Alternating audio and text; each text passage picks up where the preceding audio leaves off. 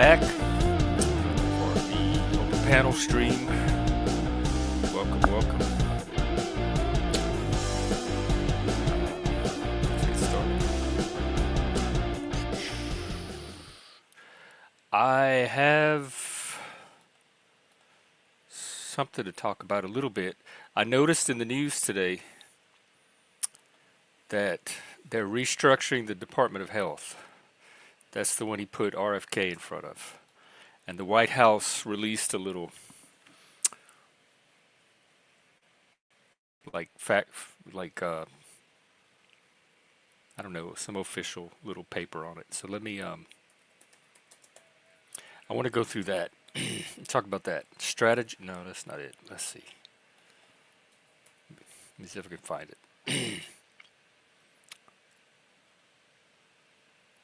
Oh.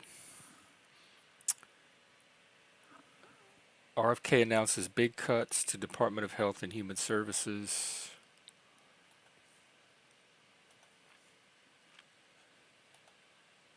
They're restructuring the health department, including my own department, mental health. It's called SAMHSA, Substance Abuse and Mental Health Services Administration, or something like that. And so I want to talk about that. Make America Healthy Again. That is the initiative. And this is from hhs.gov, Health and Human Services. If you, he's fine, IG. Believe me. He works in trauma and crisis. You're not the worst thing he's going to encounter or has encountered. Let's see. I'm going to post the link. This is their little announcement, and then I'll give a few thoughts on it. And it's open panel, so the link's pinned. If you want to, yeah, I'll have to see if there's any way to improve the fries, because I don't remember what the old fries even taste like. I just remember these new fries. Well, the new fries taste as good as I remember, but the fries from the past might be even better, and I'm just not remembering. So I'm all for anything that makes the McDonald's fries taste better. Because I'm skeptical of RFK. I'm a little concerned about his beliefs about autism. But we'll see what he do. I think let me check on that too. I think the special ed department is going to move under health and human services as well. I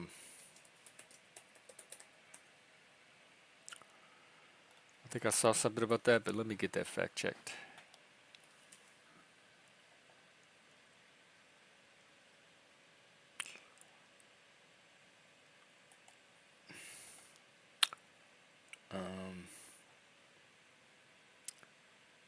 Special ed department will no longer handle special needs. I mean, education department will no longer handle special health and human services. So special education now is also being moved under this health and human services thing. So, which is, we'll see how it goes, because that covers things like disability, autism, ADHD, neurodivergence, and those are all health, or at least they medicalize them currently. So maybe it is more appropriate for that to be handled by the department that handles health rather than education. A lot of the, just like with gay and trans, a lot of the increases, people know how to identify it now. It's the same rates of autism that have always been there. People know now to call it something. Before you were just weird or a nerd or geeky or whatever. And now people are saying, oh yeah, that sounds like me. I'm that category. And same with ADHD. Now there is a phenomenon with where if two autistic people mate, their children can have higher rates of autism because there's some heritability to it. And they call it the Silicon Valley phenomena because all the spurgs in Silicon Valley that are meeting and mating are having kids also with autistic features, and the rates in Silicon Valley are going way up compared to other places. So that's happening too, I think. Autistic people are passing on the genetics more because of mate sorting. And it's a spectrum, or not even a spectrum. It's multiple genes and multiple symptoms. I'm not happy with autism as a classification anyway. I think it's too broad of a category. So you're actually looking at 10 or 20 or 30 different traits and features, and everybody like almost everybody could have one or more of those traits in some degree. But it's what's called a threshold diagnosis. So it's not until one or more of the traits reaches a certain threshold where it starts to cause problems in functioning, it impairs functioning, that it becomes classified and treated as an actual diagnosis. So a lot of people can have traits that are below the threshold that don't really cause them any difficulty in life, but still are part of that cluster.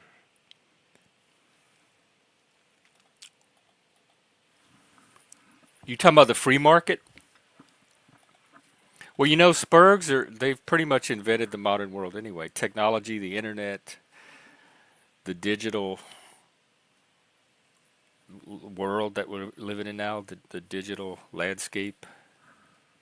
That's mostly Spurgs. Microsoft, Amazon, Apple, Google. Who do you think works there? Who do you think develops all of these products? It's mostly autistic people.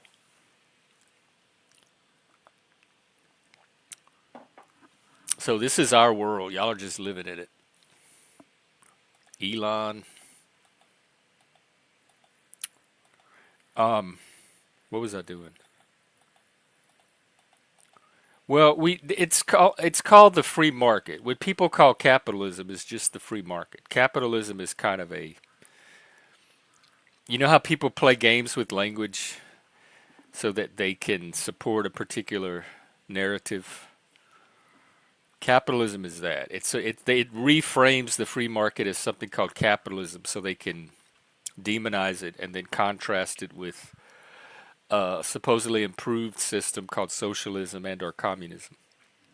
But we actually have a mixed market economy, and it's partially regulated, so it's not 100% free, but it's more or less a free market. So we still use the word free market for it. Oh.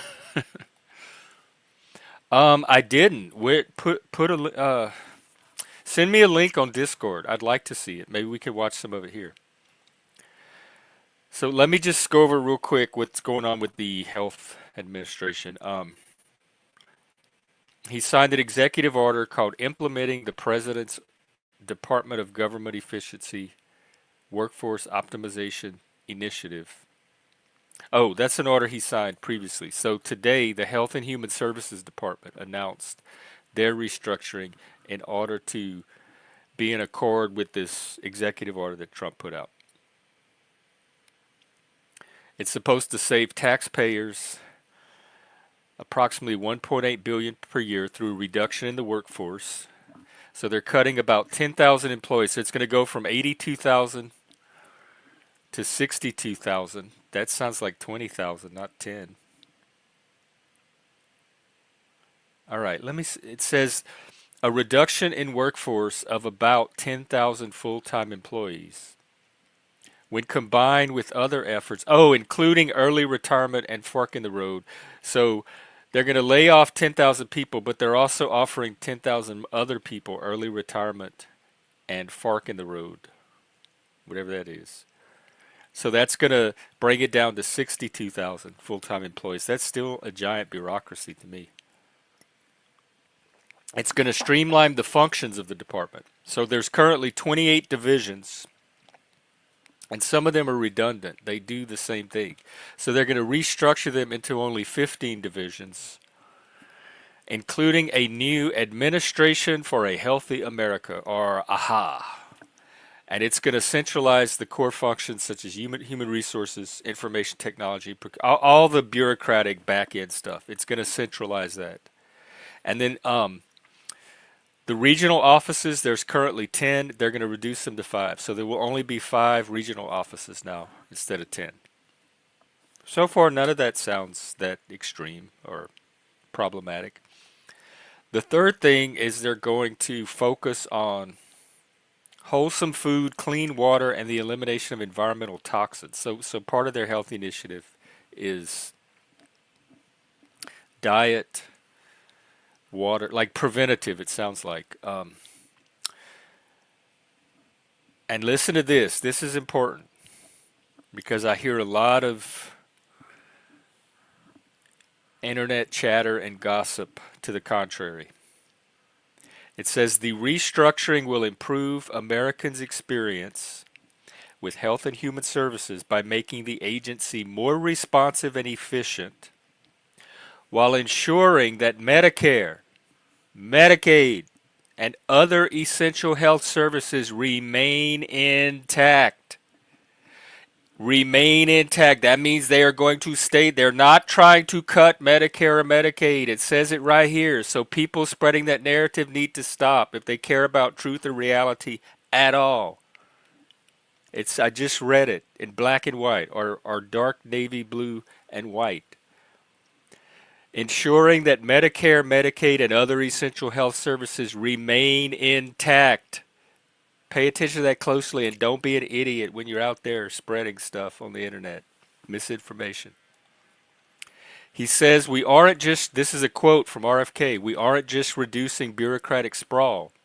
We are realigning the organization with its core mission and our new priorities in reversing the chronic disease epidemic. And all of this at a lower cost to the taxpayer. Okay, so this is the, hang on, let me catch up more comments.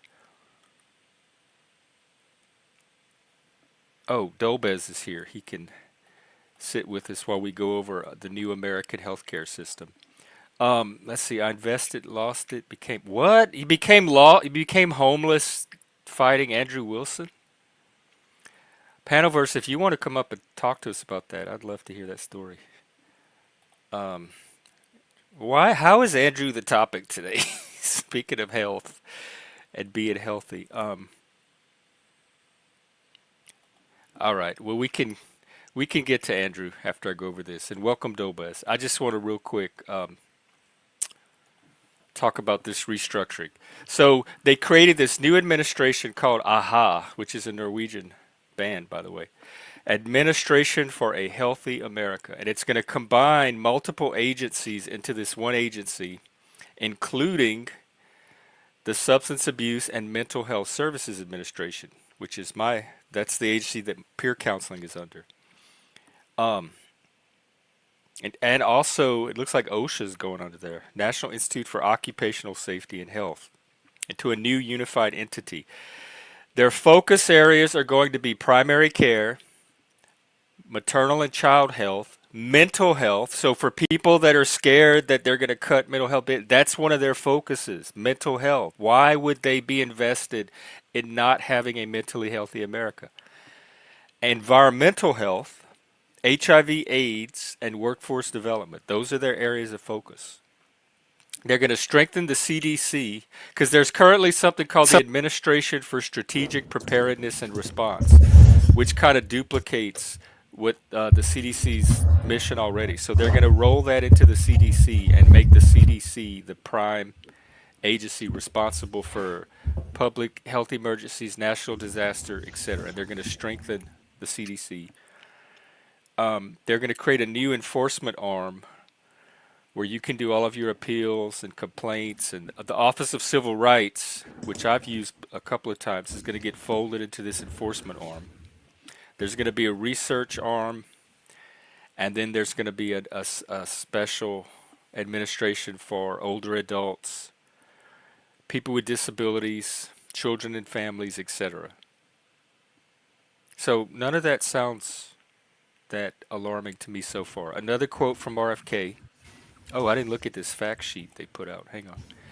Over time, bureaucracies like HHS become wasteful and inefficient, even when most of their staff are dedicated and competent civil servants. The overhaul will be a win-win for taxpayers and for those that HHS serves. That's the entire American public because our goal is to make America healthy again. Maha! Hey, Dobes, what's up?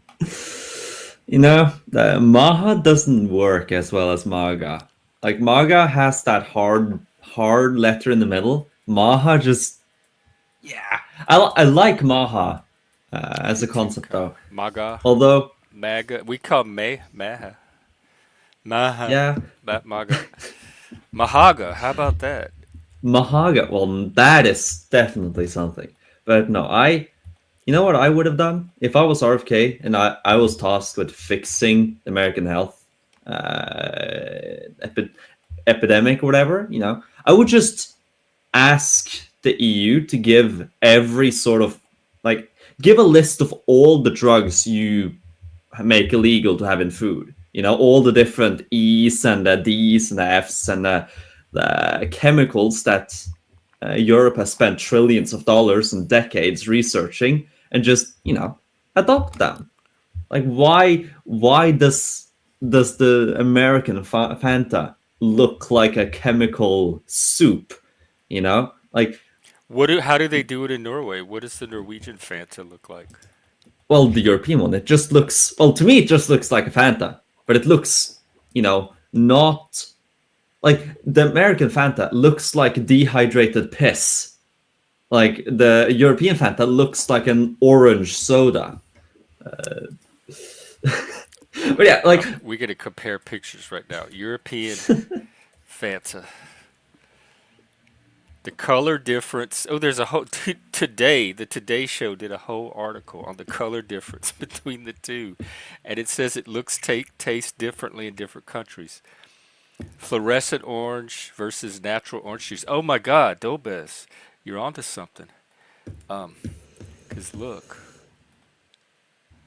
people can't believe the difference.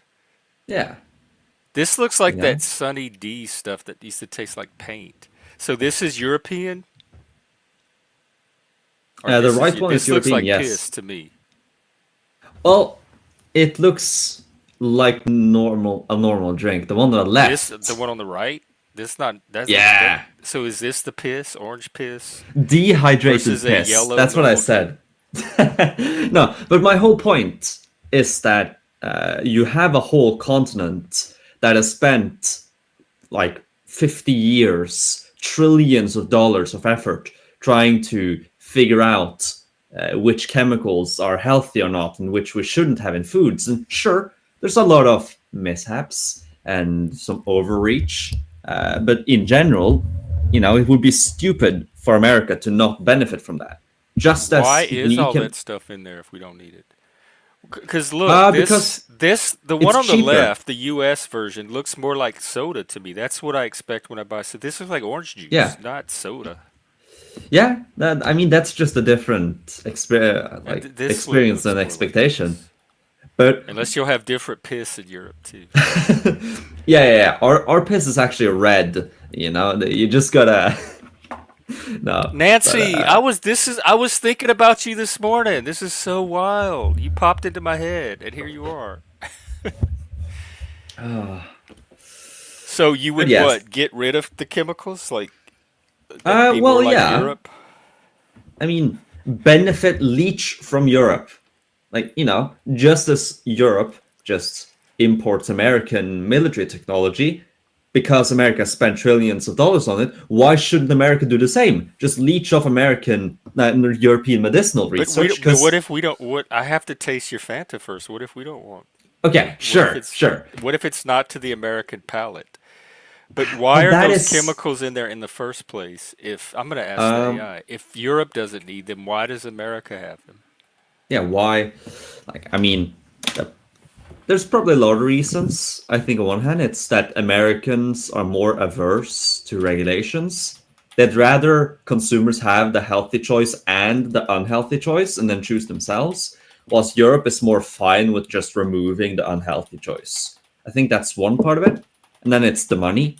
It's cheaper for corporations to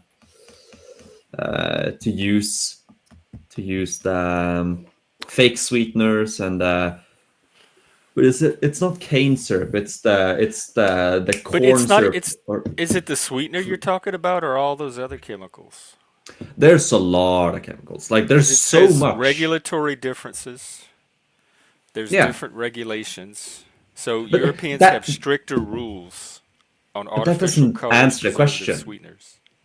that doesn't answer the question, though. That's just a statement of fact. Like the question we ask is, why is Europe stricter, or why those specific chemicals? Well, Now, I can ask again, it. I mean, it gave yeah, me a list. I'm just getting started. Europe, why does Europe have stricter rules?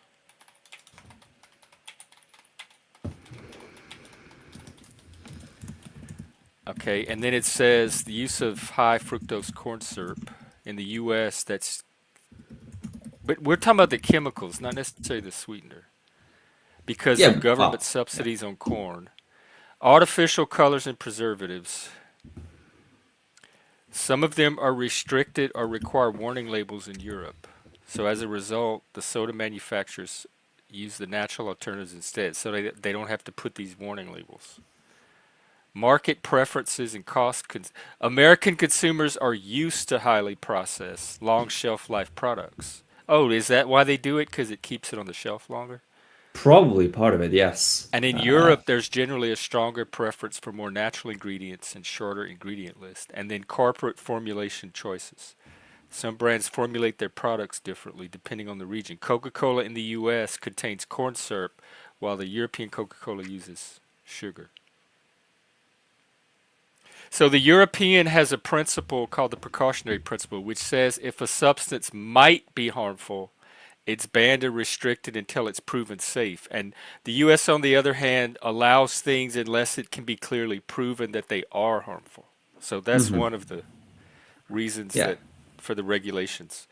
And then it says Europe has historically been more proactive about health risk, such as artificial dyes, preservatives, etc., and that it may contribute to hyperactivity in children. Again, may, but not definitively. So, but they're not taking the risk, and the Yeah. U.S. is willing to take the risk. Consumer demand, food culture, and tradition. European food laws are more rooted in traditional culinary practices that emphasize fresh, minimally processed ingredients, and the EU has stronger government oversight. Yeah. So, not unexpected reasons. Uh, Another point as well is at the taste, as you mentioned. I don't know how possible this would be because, you know, things legitimately do taste differently depending on what you put in it. Like, it makes sense, but like like for example, the best example I think is chocolate. Like, Europeans tend to really not like American chocolate because a compound in American chocolate tastes like vomit. But Americans, they're used to it. That's their chocolate, and so it doesn't taste like that to them. They're sort of immune to it. Ignore it. That's just chocolate. It's good. Us Europeans who don't have that chemical in it, like, immediately react. And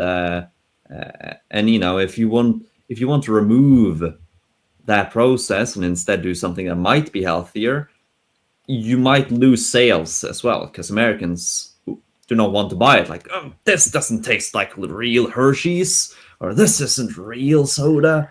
This is some Because Euro socialist we crap. have European chocolate here. You can get at the grocery Yeah, store. They have a whole chocolate yeah, section where you could get imported chocolate. But Americans choose the Hershey's because it's yeah. cheaper. You get more for the price. And it's what you used to. Maybe taste preference. But it's not like we don't have the option to have the different Yeah. chocolate if we want it. So part of it's market. The market is supporting American chocolate here. I just What else? hope you manage to get healthy because it's a bit sad for a national meme to last more than like half a century. At some point you got to change. The French stop surrendering, and maybe the Americans can stop being obese and move on and and not be The known for that because that's the literally, obesity is regional. It's just yeah. parts of America, and some of it's cultural.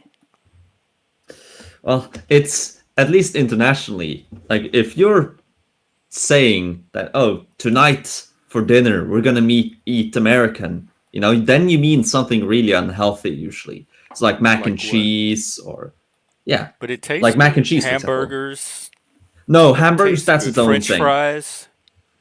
Yeah, but those we don't refer to those as American. Like that's its own dish, but like something that's so specifically and stereotypically unhealthy, like mac and cheese. At least it seems like that. I don't know if it's actually is that. It's delicious. I mean, the mac and cheese I buy is literally from America. Like it displays in ounces and not grams and such, because no European company is is producing mac and cheese, and so you can only buy like American import mac and cheese. So I probably eat the same mac and cheese as you do, though. Why is that any unhealthy? I'm sure you could find some European dishes just as unhealthy, Oh yeah, with you rich can. creams and cheeses and Of starches. course, it's just a stereotype. You Yeah, can but find unhealthy food intelligent everywhere. people should be able to go beyond stereotypes and not Intelligent people buy can into also them. know when it's just a joke. When it's just okay to have a bit of fun. And I like calling Americans fat because maybe they'll fix their obesity epidemic at some point. But it's not. There's almost no fat people where I'm at all. It's not an epidemic. I don't think it's an epidemic. Let me look. I'll get some numbers.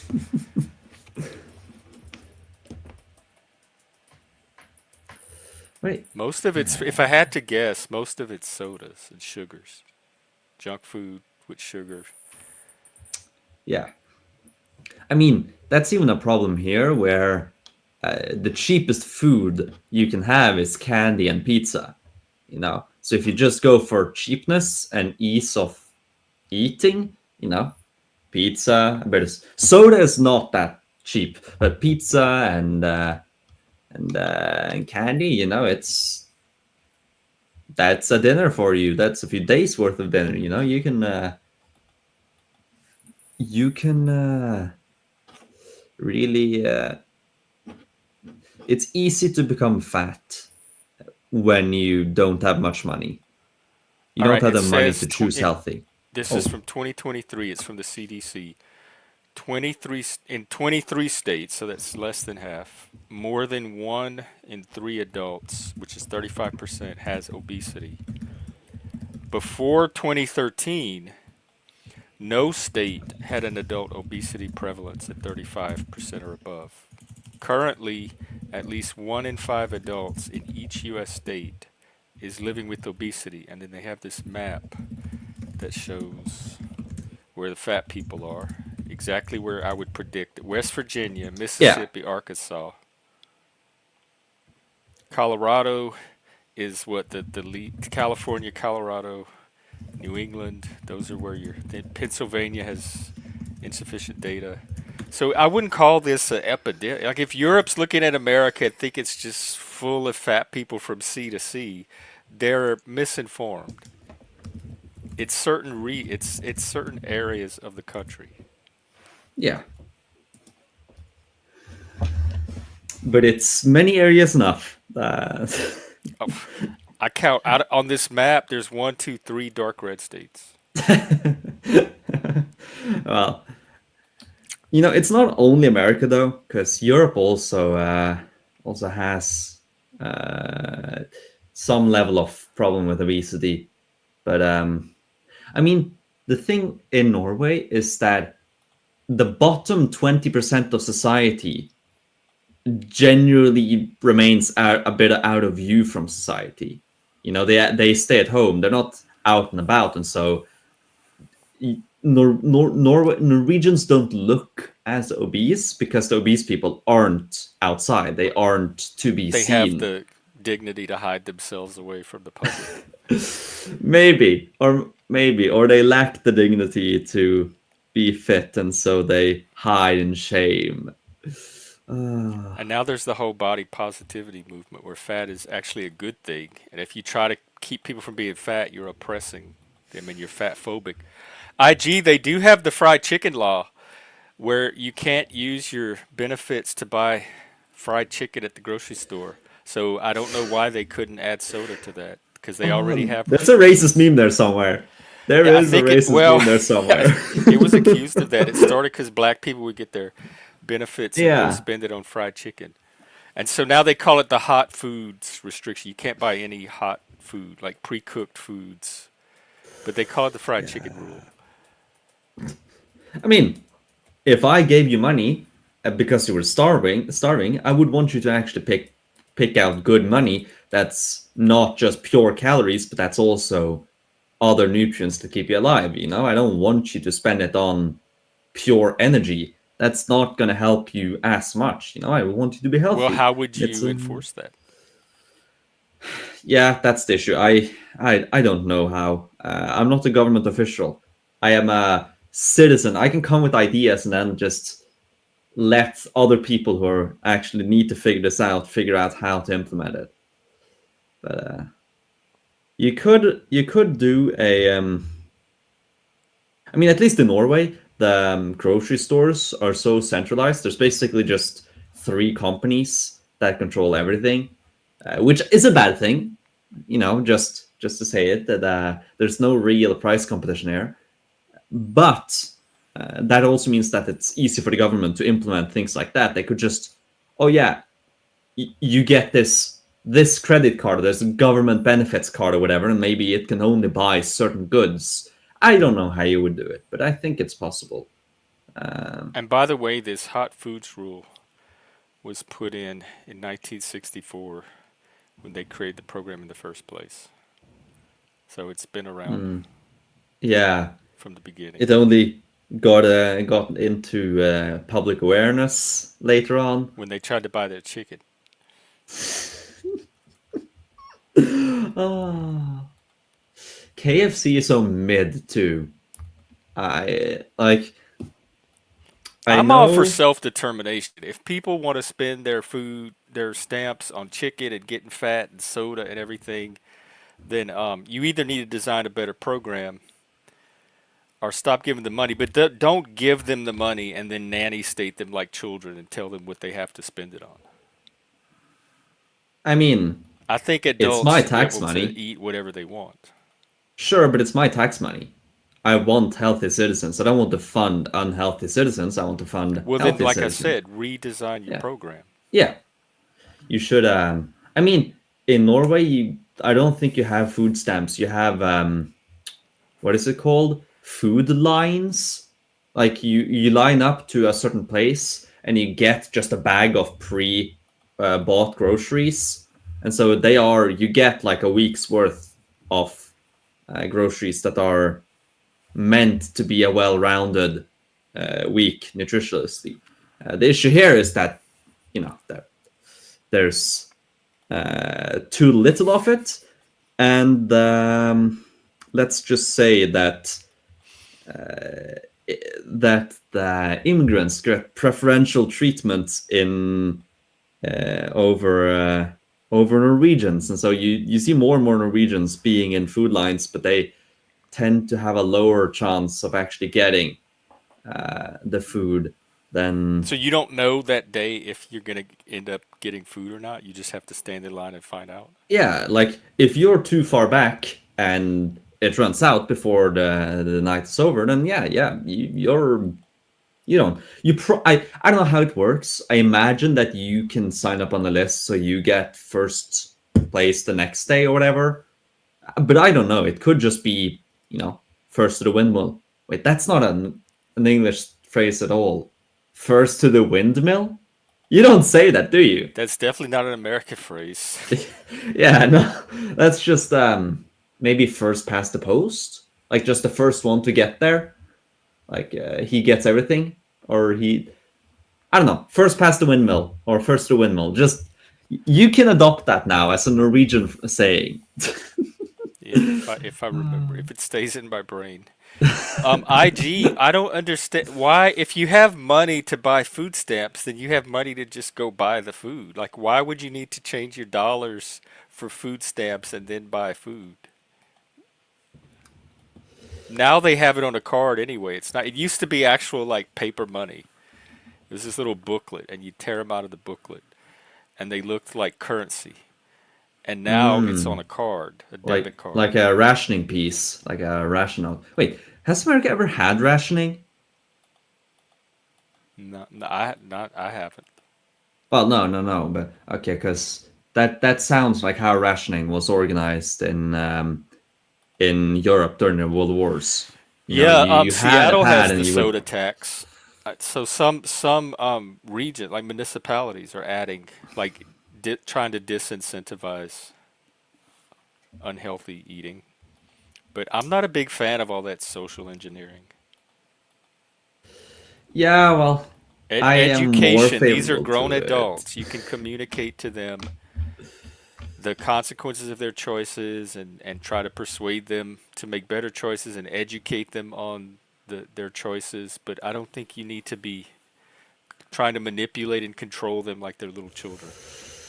I bristle at that. I kind of I like I've it been to as an some of the extent. food banks in Seattle, Shelby, and it was one of the best experiences. Everybody was so nice and friendly. You just went through the line, and they had these little stations, and you could just pick out whatever food from each station that you wanted, and everybody was friendly, and they would chat with you. None of them made you feel bad for being at the food bank at all. It kind of like had like a little community feel to it. Like people actually care. And it's I'm sure it's all volunteer staffed anyway, so they do it for just the love of helping other people. Yeah, I mean, is it a charity or is it a state-run enterprise? No, it's usually nonprofits, Hmm. some churches, maybe local. Yeah, It's independent groups do it. And then some of the I churches, my friend's part of a church that cooks a meal for the homeless, like every once a week, and they have a big kitchen, and all the homeless people come and they serve the homeless, and so there's organizations that do stuff like that too.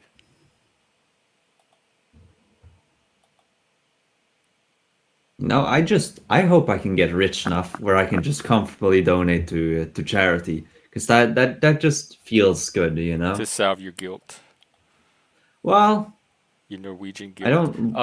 Shelby's saying my audio is bad. To me, it's fine, but uh, that might be because I'm in the stream and not listening to it. So it might be an issue between StreamYards and YouTube.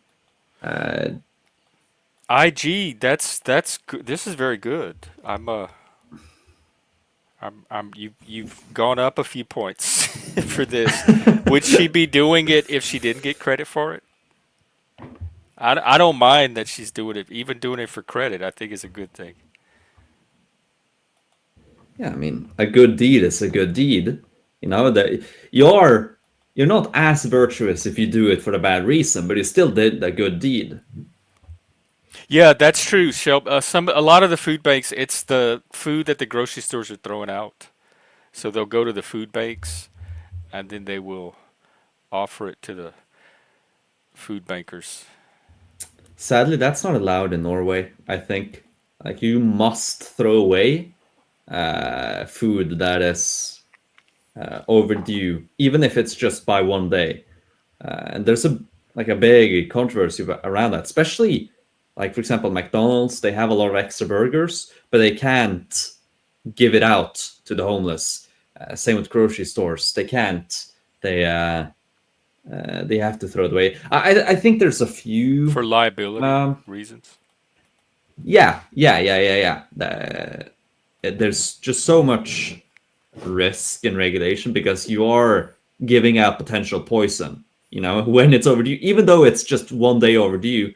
Like the producer says that after this we cannot guarantee its health and vitality of the food. So like technically you are like it's more difficult, but there are some stores that specifically only sell overdue food, uh, which sounds really funny, but yeah, The it food has bank's cheap liable everything. if they if so.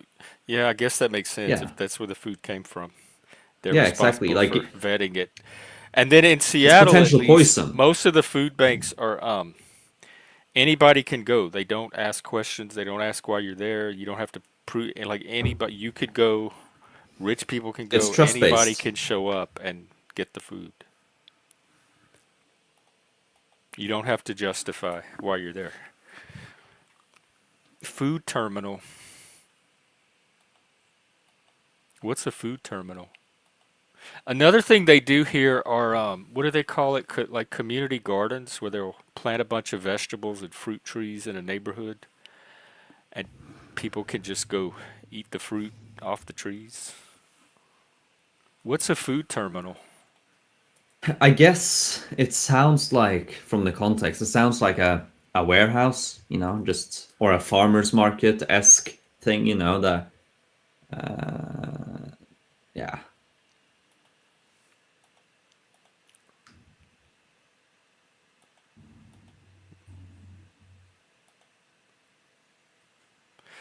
Yeah, they put them. They're very conservative with them, and same with the expiration dates on medicine, like over-the-counter medicine. Yeah. So I you can mean, I usually don't. use it past the date. They do it. Yeah. They put the date earlier than they need to just to be safe. But Yeah. I I still don't go think buy them. it's I get because they want you to paranoid if I buy eat more. anything that's past the date. Yeah. Exactly the same, Jeff. Like, even like milk a day later, even though it's 1 day overdue, my mind just makes up like, Same thing. what if there's We're something wrong with it? programmed. That's the programming. But uh, it's it's a generally good programming because it makes you actually use up what you buy, actually use it, Or throw it and out. not just I just throw it yeah. out if it's because I don't always remember to. Oh Yeah, but I well, only buy like a few days at a time anyway, so most of my stuff gets used pretty quickly. yeah. But there are certain stuff that lasts way longer. But that's the benefits of having a small fridge and freezer. It's very easy to see like everything you have, and you notice the thing that's been there the longest. You kind of turn around a little. Oh, in 2 days, and then you just use that for the food, and you switch around your plans. And well, you make plans because I don't have plans. I just look at them. I don't either. There's an app in Norway which catalogs every grocery store in the entire country and all the sales. And so you can see where, like, for example, today I saw that, oh, I need to go to that store because that's where they have the dinner I want today on sale. And tomorrow I'll go by this store. I So wonder if it's there's really anything like that useful. here. You could plan your whole meals around whatever's on sale that day. Yeah, exactly. It's like half of everything I buy is on sale, and every meal is built around at least one sale item. So like tomorrow, I saw that on in the grocery store, the Emma 1000, there's like a 2-for-1 deal on meatballs and meat cakes. So Wait, I what's a gotta buy meat that. cake? A squished out meatball. Like a patty? Yeah, kind of. Okay. Yeah, but it's not as yeah. So Oh, it's like really we have useful. crab cakes and stuff, so probably like that. A little Yeah, but I could show puck, you. hockey puck sized. It's a bit smaller than the hockey puck, but it depends on what you mean. Uh, so yeah, if you see, just have an app, and I see all the grocery stores. So maybe I want to check out the Rema 1000, as I said. I just scroll through. What are all the sales they have this week? And then I see if I find something. I can just check another one. Oh, maybe extra. Scroll through. Wow. Really, really What? simple. How would you So describe that at if I wanted to Google to see if there's one here? What um what is it? um like store catalogs collection or whatever, because it's just the one app that catalogs all the catalogs, all the weekly papers. I don't know, what do you call it. The grocery store releases their weekly paper, their weekly newspaper, or Because the advertisement paper, or grocery stores whatever. here, they have the individual apps for that grocery store, but Yeah, it would be very nice. There's something called Flip, FLIPP, weekly ad circulars, deals, and online coupons. that sounds like a good deal, because the local stores also have it here, but this Yeah, that one. looks like what it is. It looks just Yeah, like what you just showed me.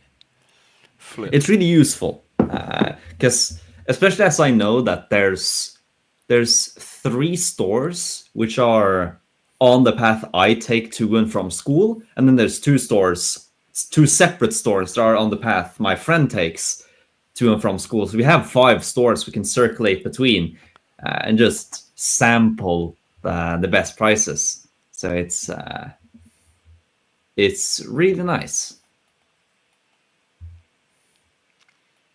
I haven't heard anything about the cancer rates, but I don't keep up with that either. Is it going up? I'd imagine it's going down, but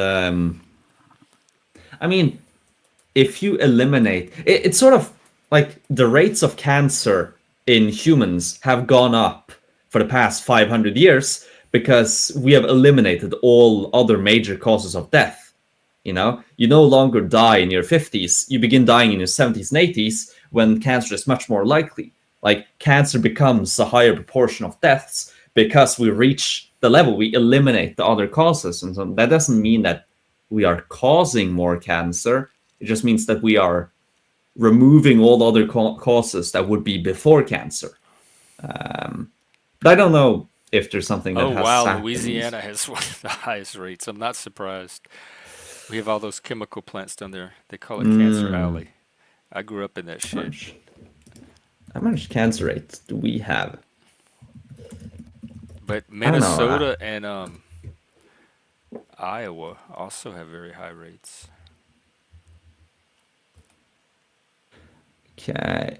Yeah, so there's a stable, small increase in incidences of cancer each year that is heavily correlated with the increase of average lifespan. So this is since 1999 to 2021. It's pretty stable. In fact, it's going down, Yeah. it looks like. This is going up a little bit, but then that's 2021. Oh wow, what's going on up here? Why are these rates going up? Is it all the nuclear waste? Where's that? It's Ohio. Isn't it East Palestine, Ohio, with the chemical train wreck? Like, I would like to see some data on that, like the impact of that with diseases and such in the area around it.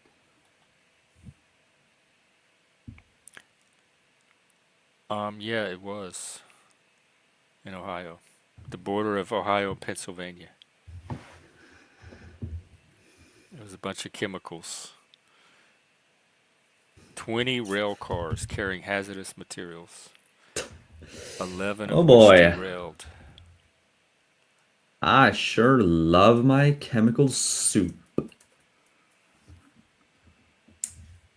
It keeps me nourished and it keeps me happy.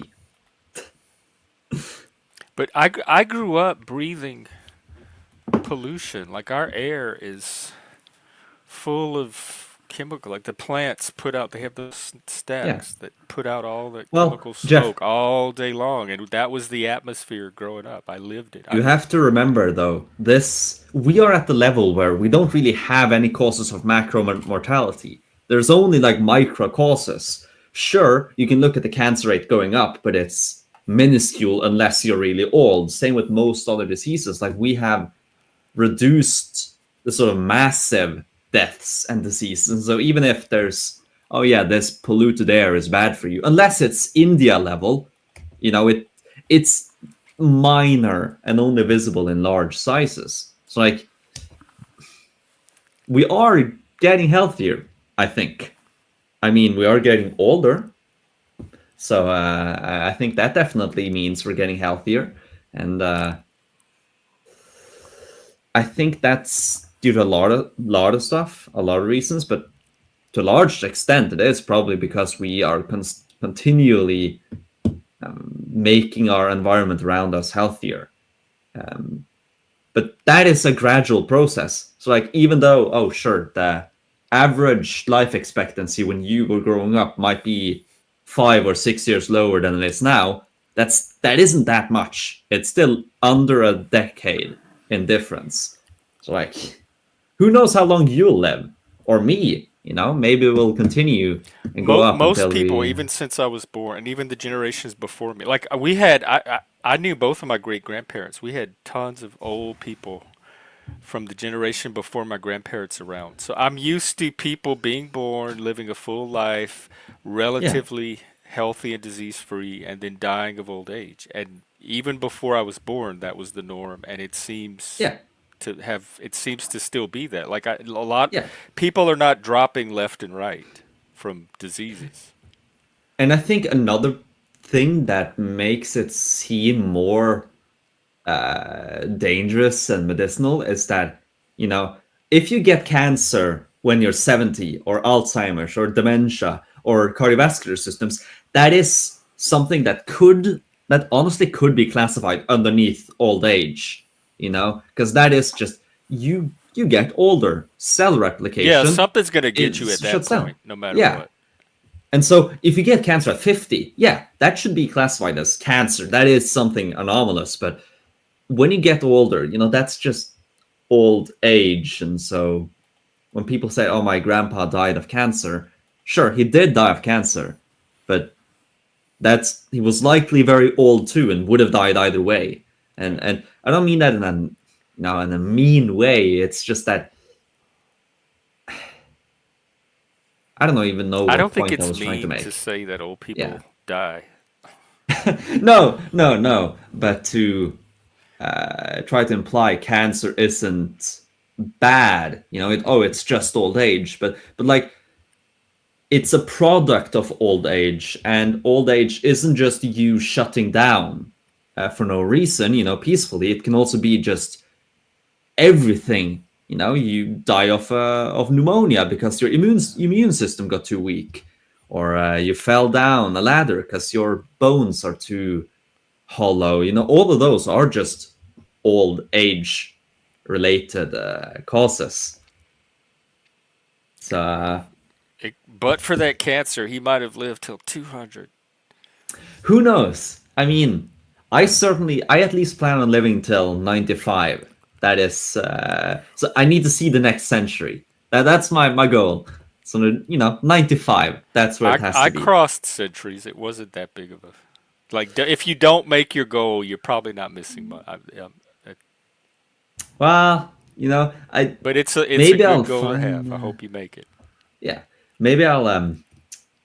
I want to have a death like Mark Twain, born on the day of the Halley's comet, died like 77 years later. The next time Halley's comet arrived, like his life was perfectly in sync with Halley's comet, and like I think that's he did that himself because the brain is like you've seen like if you have a will to live you have a higher chance of surviving diseases in old age, and if you are sort of ready to die, you often actually die. Uh, and there must be something to that because the impossibility of him being born on the day of the Hades comet and then dying on the day of the Hades comet. That's just I don't know if it was the day, it was the year at least, the year and the year, and so that's something I would want to have. Just that very mythical What are you as set up death. for? What happened on the day you were born? You could have Jeff read your chart. I don't know what happened. Well, I personally don't like astrology, but what happened on Don't my like it. I've heard people not believing in it, but actively not liking it. yeah. I well, okay. Let's put it like this. I think that the categorization can be good, but the tying of those categories to specific months and times of birth, that's a weaker argument. But the existence of astrology also ruins legitimate research and science into it because people don't want to be connected to astrology. But it Like, there's also very gave us little. a lot of that science. Sure, yes, but not in the modern day. So, like for example, if you want to research the impact of being having your first months as a baby in the summertime or the winter, that will probably impact you. And so there's probably a kernel of truth to astrology. Maybe it had some sort of connection to that, but people are very wary of tying the time of birth to certain traits. But that's a a big digression I don't want to talk about now. Um, but I don't know where I was going. No, we might be stuck on it now. Yes, what happened Dying. when I was Dying born during and the when I comet. dying? Yeah, what Well, happened when you were born? um, well, I was born, so that's the no. But I don't know. I don't think there's anything. Did anything special happen in 2005? Did anything special happen? I mean, you're the person who lived through that year. Was there Yeah, anything not that it was special? an ordinary year for me. Yeah, I was teaching. I was with Mike. We had a normal suburban life. There were TV shows on. Um, Nothing. yeah. I It was a few years after 9/11. Well, I think Katrina happened in '05, but that's not relevant to you. No, it isn't. So, in conclusion, I don't think there's anything special that happened then. That just means I need to find a date of death that is very special. Now, if I become special enough, my date of death would just be be special, you know. We'll But make it special. Do something yeah, spectacular exactly. so that the world will remember you. That's the But guy who that knows? died when he was Maybe 95. 2121. That sounds kind of cool. 2121. But that's probably a bit of that's very long. Uh, who knows though? Maybe I'll become the first immortal. Maybe I won't. You're not. You won't. That the No. transhumanists are not even going to. Well, okay, I wouldn't kill myself, but I would accept a date to stop having a will to Well, live, y'all, just so it you're has a mythical Swedish. Y'all have timing. those little pods. You can just pick a date to go in the pod. Like, do you mean a euthanasia pod or a Yeah, cryogenics pod? yeah. Okay. Well, I don't know though. I find it cooler if I can just make myself die. Like With your just mind, think. just will your death. Yeah, like sure. Imagine though, I have okay when I'm 50, I figure out okay, I want to live to that point. I wanna I mean get to this point. That's where I want to. That's when I want to die, and I have like 40 years to do that. For those 40 years, I will know the exact year I want to die. That's when it's going to end. And you know, if I keep that intention for 40 years, that will change my mental structure. I am sure that I The would at least power of die around that time. superstition. You sit here knocking astrology, but then you're replacing it with your own superstition. Yeah, well, the difference is that I don't bother trying to veil it in scientific language. I just speak my mind, and you know, I speak mine. But as an answer to Shelby Smith, are you talking about the? There was an article that was. I didn't read it because I don't read mainstream media in Norway. But yes, higher education in Norway is. It's more of. Well, you can do stuff that are useful, but there's no great incentive to do that. And and a big part of it and a big issue is that the demographics which enjoy certain degrees are actively disincentivized to pick them and then are pushed in different directions. So we have so for example we lack nurses, we lack people in medicine, and the demographic that personality wise, statistics wise, usually appreciate that most, like women, they're instead pushed to do all these other doogies like engineering or whatever. Which, sure, if you want to do that, you do that. Do whatever you want. But it's also the opposite. You know, we try to push men into these spaces where a lot of them would probably just want to go to engineering, but due to study points and other incentives, What's the they study just point? the way you get into. universities is that you don't have like a SAT. You don't have a final test. You use your grades. Your grades are converted to study points, and you can get a few additional points from other areas. So, for example, if you've done military service, you get a few extra points, and if you've already finished a degree, you get a few extra points. It's just a way of getting into university, and so it's, for example, there's also gender points, which I am heavily against. That if you're a woman, you'd get, I believe it would be 2 extra points if for applying to an engineering course than if you did a stereotypically female assignment. Like if I went to NTNU in Trondheim, so they didn't have any gender points on psychology. But if I was to search, apply to the University of Oslo, the UIO, they have 1 study point for being men in psychology because they want to equalize the distribution, the genders. Oh, wow. It's, yeah, I don't I like don't like it. that. That's so artificial.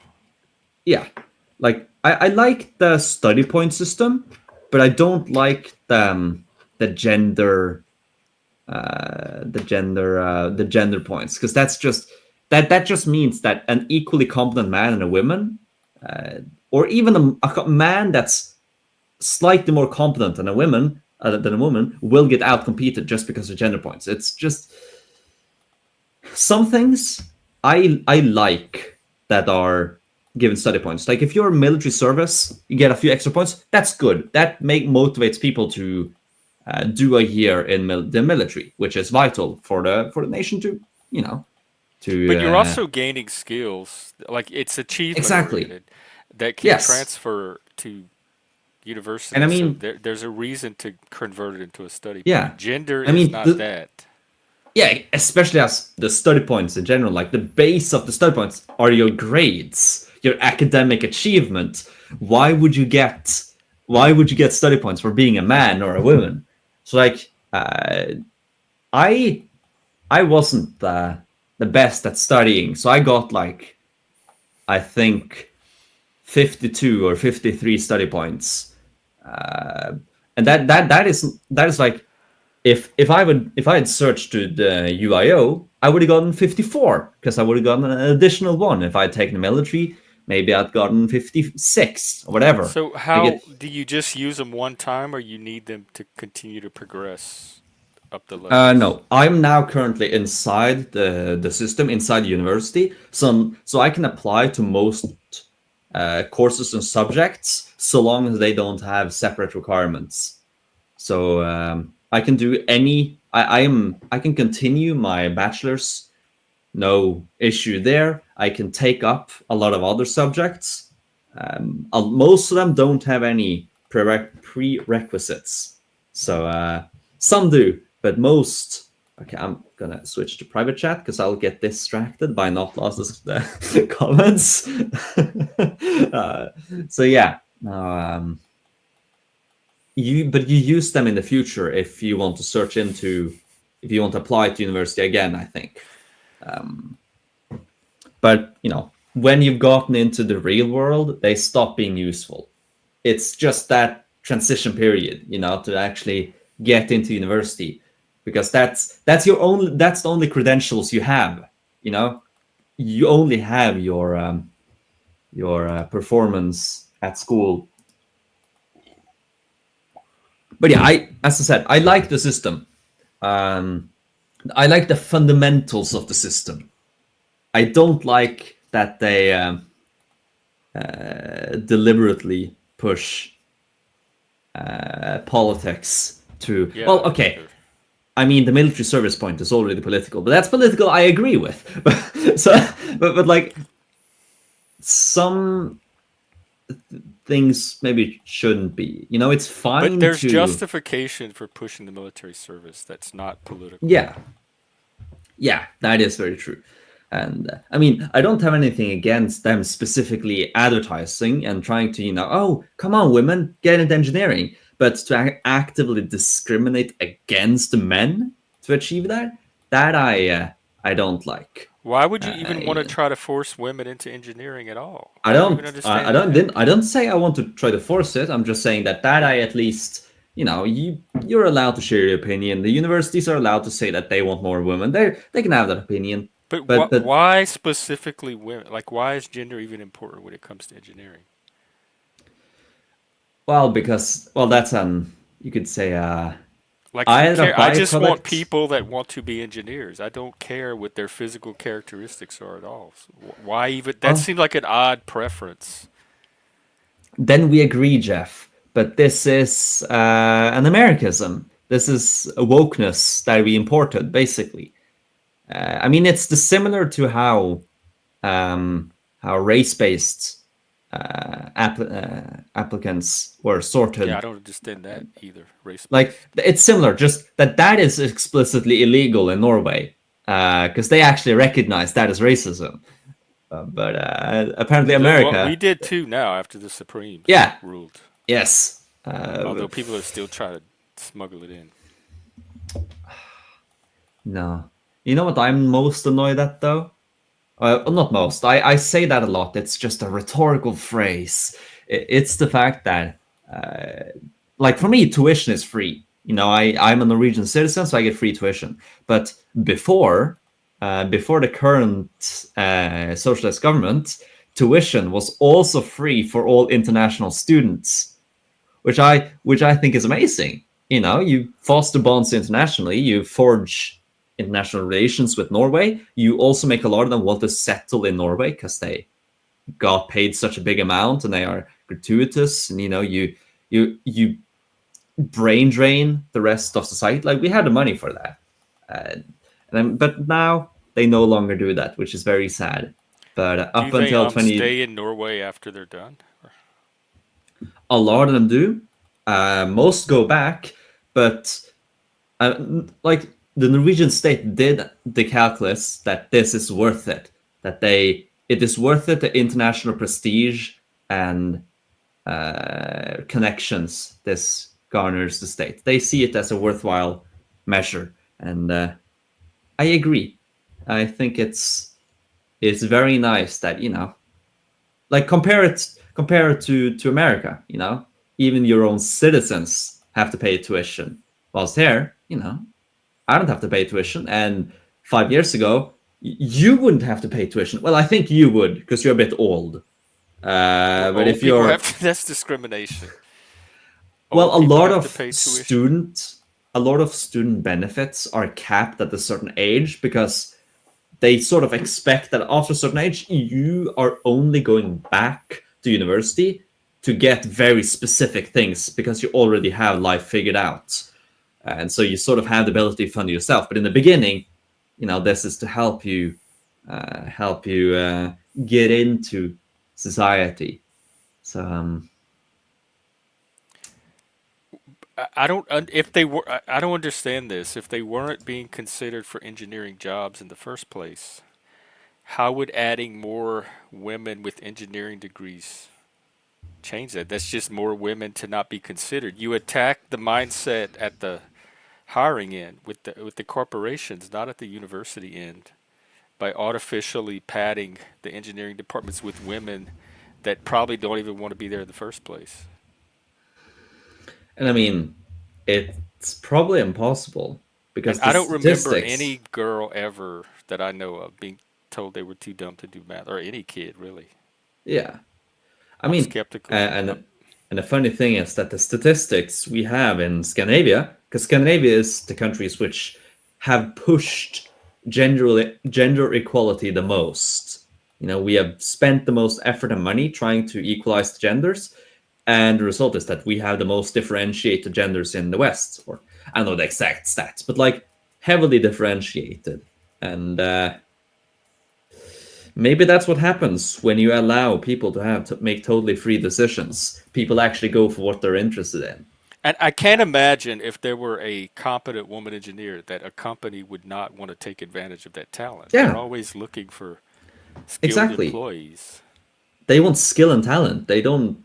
As long as you aren't a psychopath, they'll take you as long as you have the I know skill. some companies that even hire psychopaths. True, true.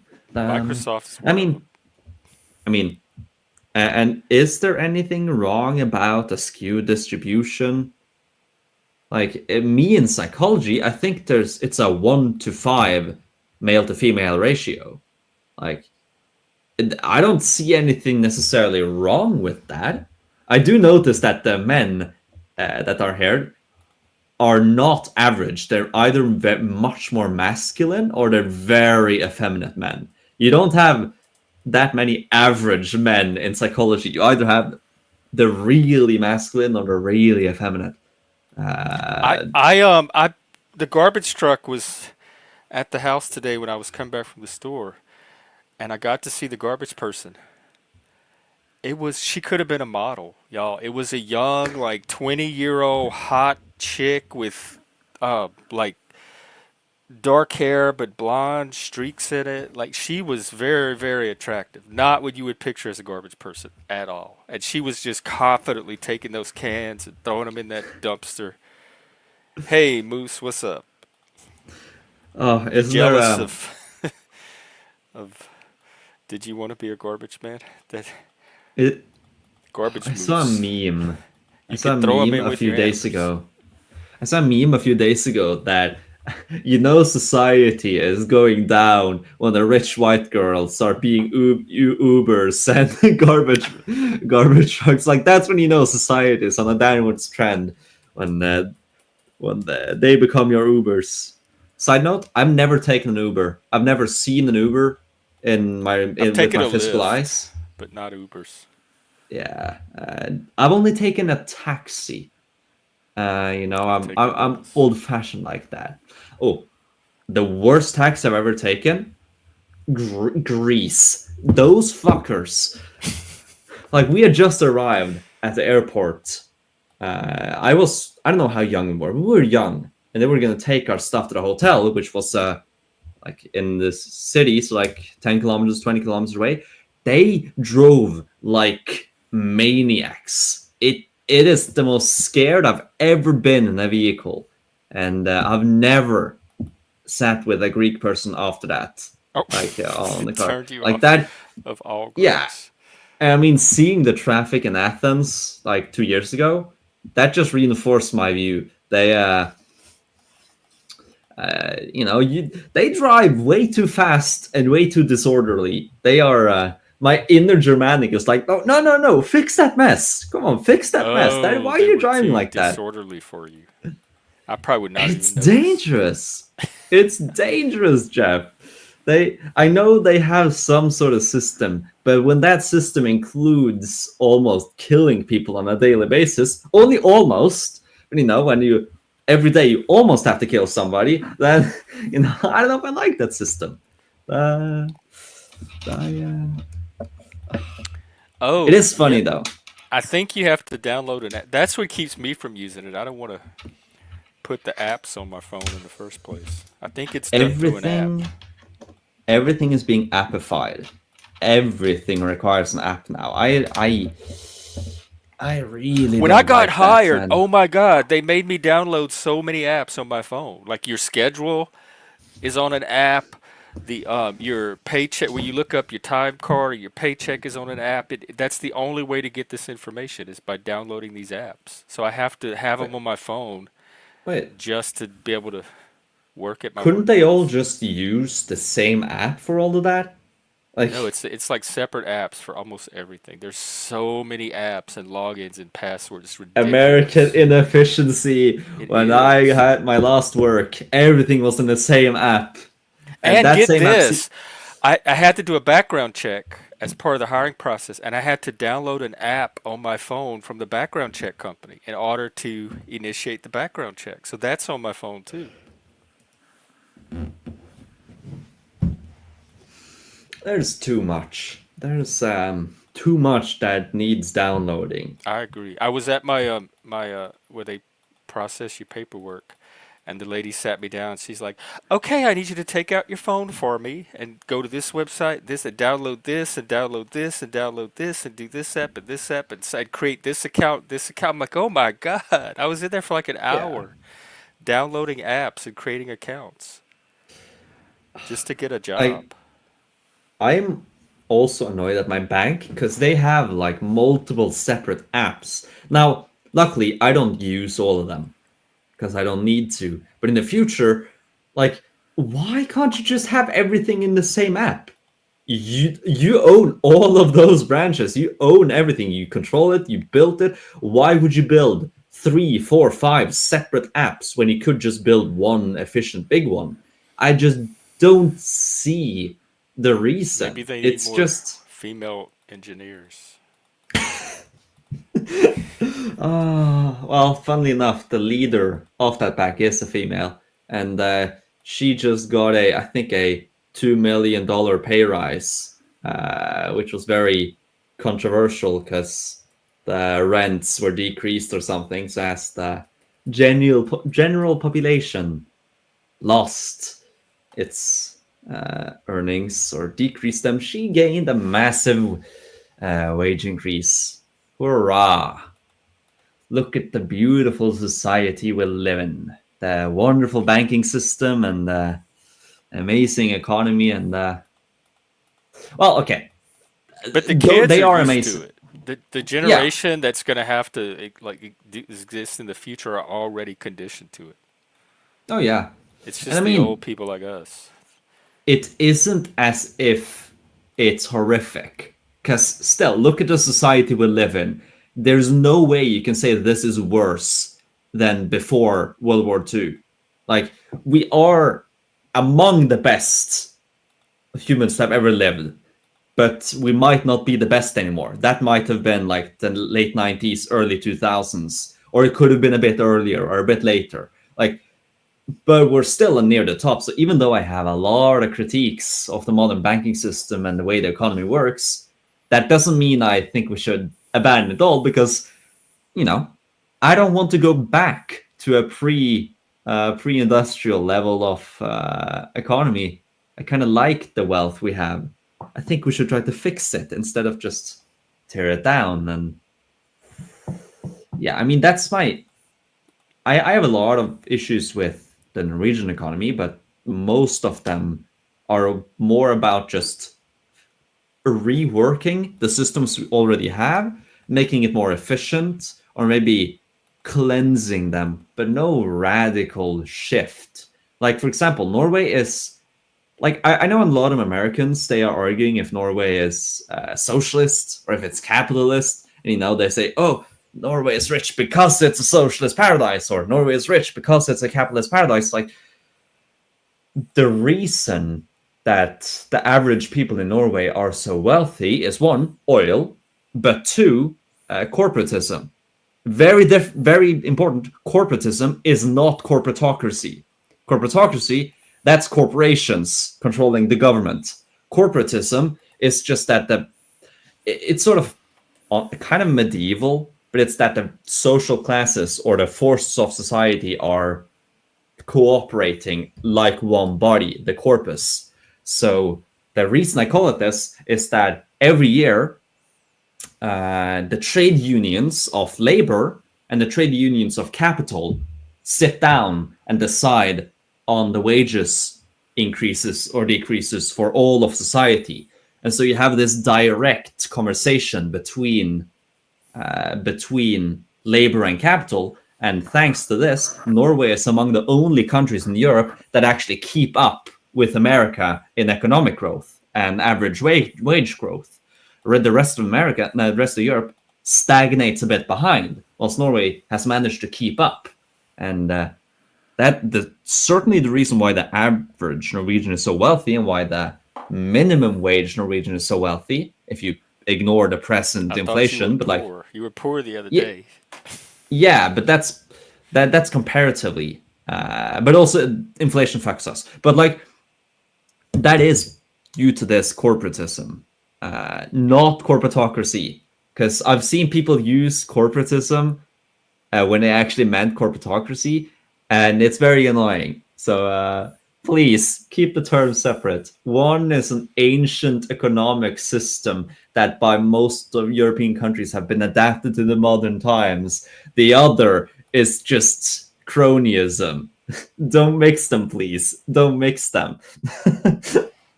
But no, What white supremacist? There's not Shelby. We had a racist on here the other day. That's the only white supremacist I've seen in like years and years of doing this. So I don't know how many you think are out there. Hardly any. They're very rare. They're almost an extinct species. yeah, I mean, they are thriving on the internet, but the internet I, isn't real. like I said, it's the first one I've seen. Yeah. Well, that's your space of the internet. So there, You think there's if a there, larger space that they're all hanging out at? well, I see them Where? daily, Where but I want to go find Twitter, some. Where do I go? Where are the white supremacists hanging just out? I want to go see two things: B, how big, how many there are, and what kind of people they are. Are there people that society are going to take seriously, or are they cretins?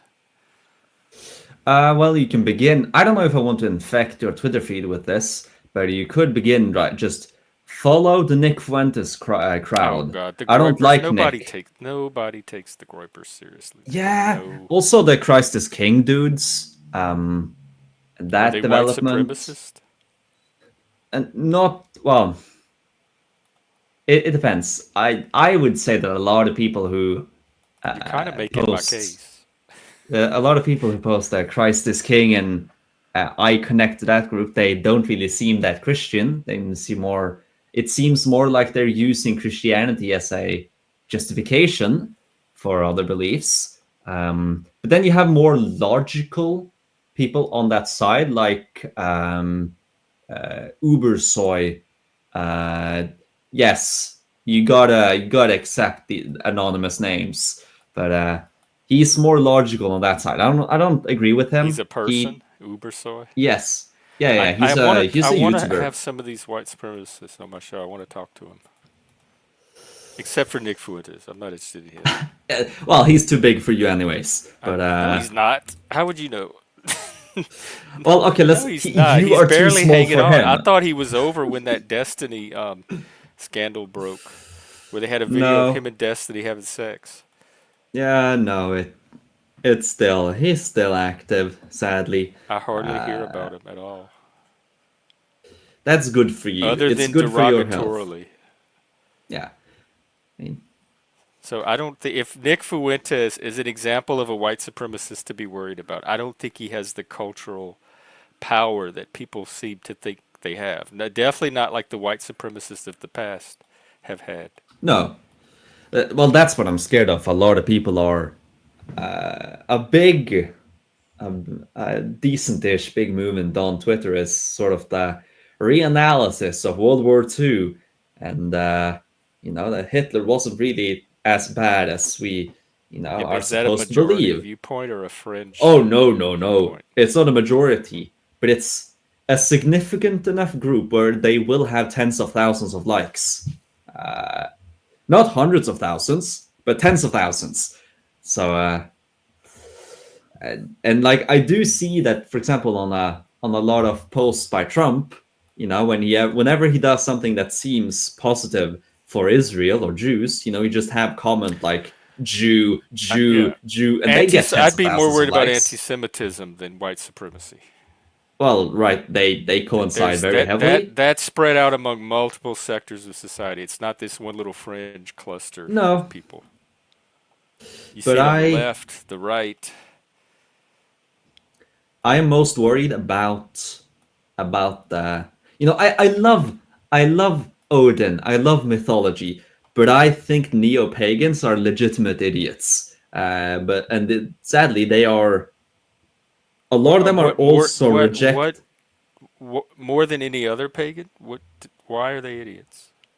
Well, not idiots. Idiots is a harsh word, but I think they're dangerous. I don't. They're allowed to do it, but like a lot of them outright reject a lot of the Christian moral structures. That we should.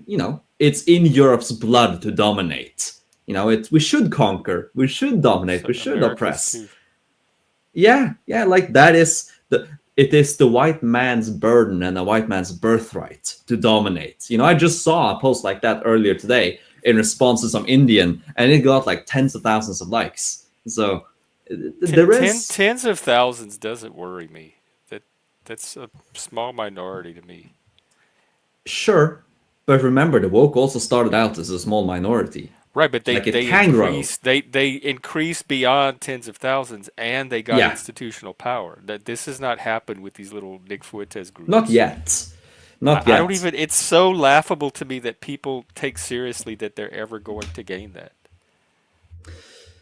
I think it's unwise to laugh at such a possibility when I I don't would think have it's a laughed at it with the possibility. I woke. really don't. Any more than the Fred Phelps "I hate fags" church gaining institutional power. I That they're mean, just as laughable to me as if him. you were in the 50s and 60s and you saw these Frankfurt School postmodernists, university teachers, maybe two or three of them in this one institute, like you would have, and they said that, oh, we will dominate society at some point. Like you would have laughed at them. They're just a few I probably would professors here have, and but I'm there. laughing at him now because Yeah, none of that happened. Oh, you talking about the woke people? yeah. Oh, I don't know Like if I would have laughed at the woke people, but these people don't have anything like the philosophy that the Frankfurt School had. They were drawing on they were legitimate philosophers drawing on a long tradition of Western philosophy. That's not what these people are doing. Shelby, I see black people everywhere. What websites are black people being removed from? This is the first I'm hearing about this. Here, let me look it up. Like they're deliberately going through websites and taking the black pictures off. part of me really wants to see America like devolve into the leftist worst nightmare to just see what happens when America abandons its foundation and becomes more, shall we say, traditional European. Another part of me is really glad that's unlikely. Uh, you know, I Well, hope we can avoid that. you know what I'm going to ask? What are those foundations? That what foundations particularly are you worried that's going to be abandoned? Because the Let's say the more closest to a medieval. foundation Oh, that I've seen be attempt to be abandoned lately is from the left around free speech. yes, free speech, individualism, um, that era, and then moving back towards some revitalized medievalist ideas. Now, I like the Middle Ages. It is my favorite era of history. I think it's deeply important to who we are, but we have changed somewhat since then, and I don't know how much I would like America to legit go on a crusade again. To do like, sure, that isn't possible now, not in 20 years, but given 50 years of that direction, like if we assume the leftist worst nightmare that Trump is literally whatever, like he's a Christian nationalist, it's a far right, Why would you whatever. assume that? What It's probable a reason is there hypothetical, to Jeff. assume that? But I like my It's a hypotheticals to be in the quadrant of probability, not off in some I far like my off galaxy. hypotheticals to be interesting. That's how the And I conspirators do. Because every time I dig down into a conspiratord, I always end up. It's interesting. It's fun to think about. I just like thinking about stuff like that. But yeah. it's not grounded in anything realistic. That the ordinary man, if you're trying to convince us to be anxious or fearful of the same things, you're going to have to do better than it's just interesting to think about. Well, I'm not trying to convince you of that. I just enjoy my thinking, and have full liberty in that. And you know, I You're do find imagining, not you're thinking. Because sure. thinking would be tied to No, probability. I think that's still tied to Especially as a probability. pragmatist. This is pretty fanciful. Shelby, Either I way, started doing some googling and I found something from the Biden administration where they took out the phrase immigrant children, children with disabilities and those who are LGBT from a letter in 2022. Um, so I how do you found think that. Biden is going to be remembered in the history books? When sort of the current propaganda and demagoguery is over. Like, how do you how do you uh, how do you think he's going to be remembered?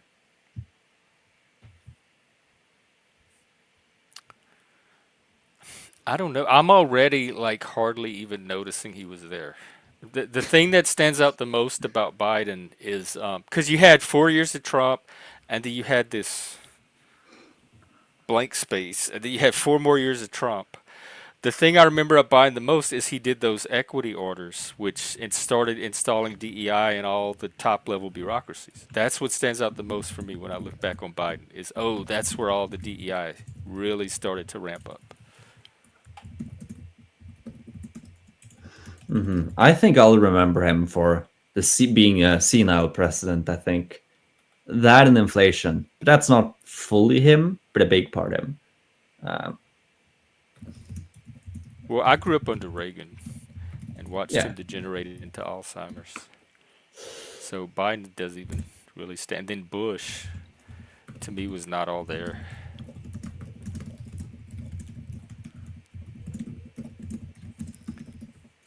Shelby, are you talking about pictures or text? I do see an article where they're rewording the websites to comply with that DEI order, but it it to me it sounded like you were saying they're going through the websites, and if there's a picture of a black person, they're taking it off and replace it with a white person, or just not having a picture at all. I don't know. But the stuff I'm seeing is about how they're rewording the text of some of the websites, which makes sense because that's what Trump's order told him to do, was to get rid of the references to non-meritocratic practices. Well, just either give me just tell me what to search for and I'll Google it and try to find the article. Not lies. I'm doing a search. I'm pulling up whatever websites they're showing me. the I'm not best even on place to get Twitter your right now. news, I don't even Jeff. have it open. Jeff, you know where the best place to get your news and information is? Your dreams. Just write down what you dreamt. And then when Otto says, well, Trump did this and that, and you just say, nah, I dreamt that he I didn't. think that's where he gets his. Source, I dreamt it. That's where it comes from. I just dreamt it. Hey, African. Speaking of, just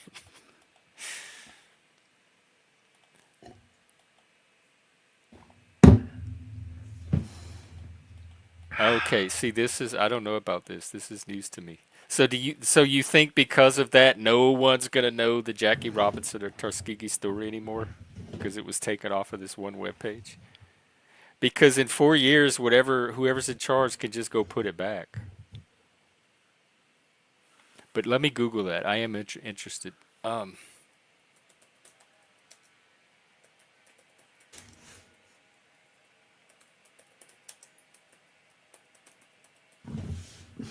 I'm just wondering why there were so many black people and people of color at Trump's rally if these are white supremacists. And why he gains so many of their votes now. The Well, Jackie why? Robinson, yeah, and they voted for it. Jackie Yeah, Robinson exactly. controversy. Let's see.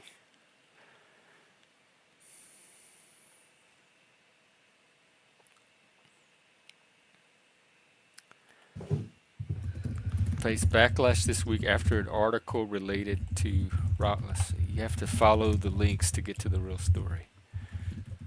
Um,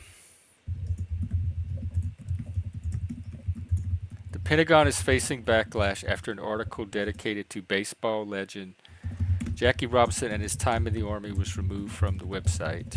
So let's see why they removed it. That would be my first question. The DoD on Wednesday appeared unaware that the page had been scrubbed, and they thanked them for bringing it to their attention and said they would look into it later. The Pentagon press secretary, um, he added that in cases where content is removed that should not have been, it will be corrected. In the rare case that content is removed either deliberately or by mistake, that is out of the clearly aligned, we will instruct the components and they correct the content accordingly. So maybe this was just a mistake. Let's see.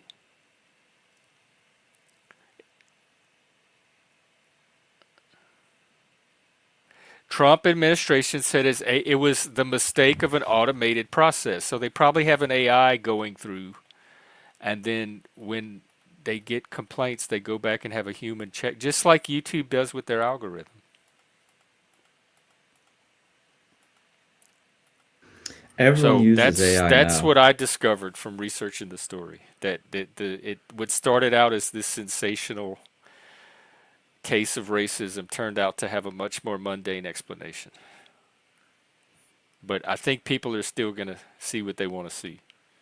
But this makes sense to me that they had this software that was scrubbing articles, that it's not going to be perfect and catch every single article it's not supposed to take off.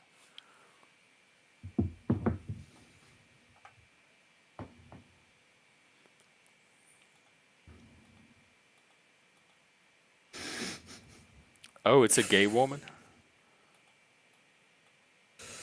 Well, does Amazing. it matter? Do you think it's not? Do you think what I'm saying is not true just because it took 5 minutes to find on Google? Like, I don't understand the point. Are you saying that that's not a valid explanation because of the time it took I'm Well, just Jeff, reading this news story. How long does it take to search and read a news story?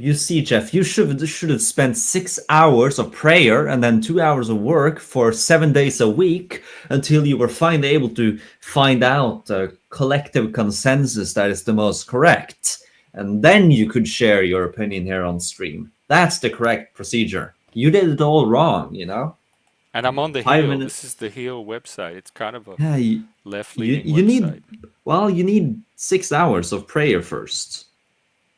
Wokest prayer, you know. I They do moved the affirm. Enola Gay bomber, Tuskegee Airmen, trailblazing women,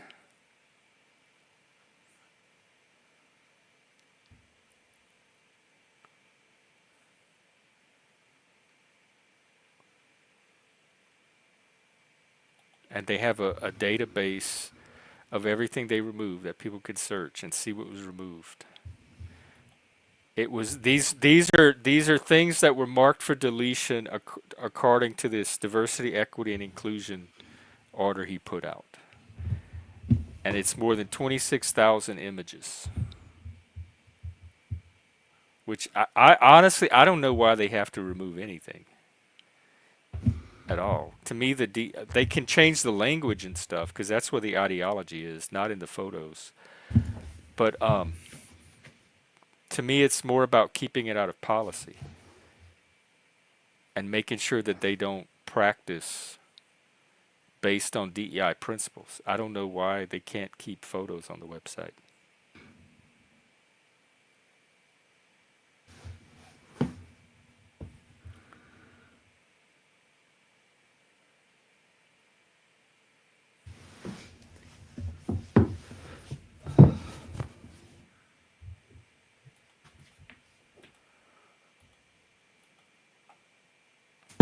But Nancy, it looks like it's an AI. It's software doing it. It's not humans going in and doing this. And then they're going through with the software flagged, and then they're making decisions on whether to actually take it down or not, which is good. That's what should happen. There should always be a human reviewing what the AI is doing because we need the judgment of other humans that can provide the context that an AI may not necessarily have.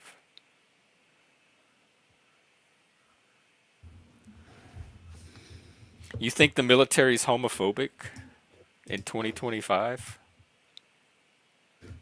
Have you seen their ads? No.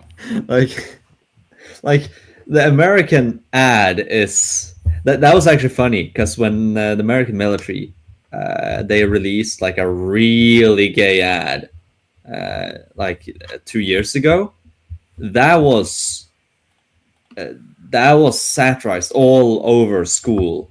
You know, that is something that people actually watched, and look at how gay the American military is.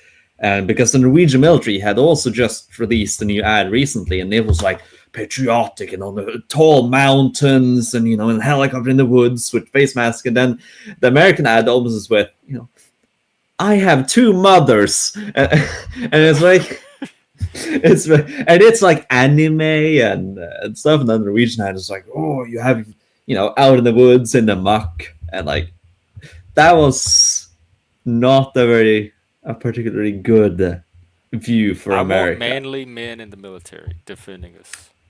Yes, And back in my I day, think that is that's very what the sensible. ads were geared toward. Nancy, Yeah, that's this. Do you know how AI works? That doesn't mean that they intended those photos to be removed. AI doesn't execute a set of instructions like software does. It works on its own. it's dumb. That's what it is. It's dumb, but it's predictive. It just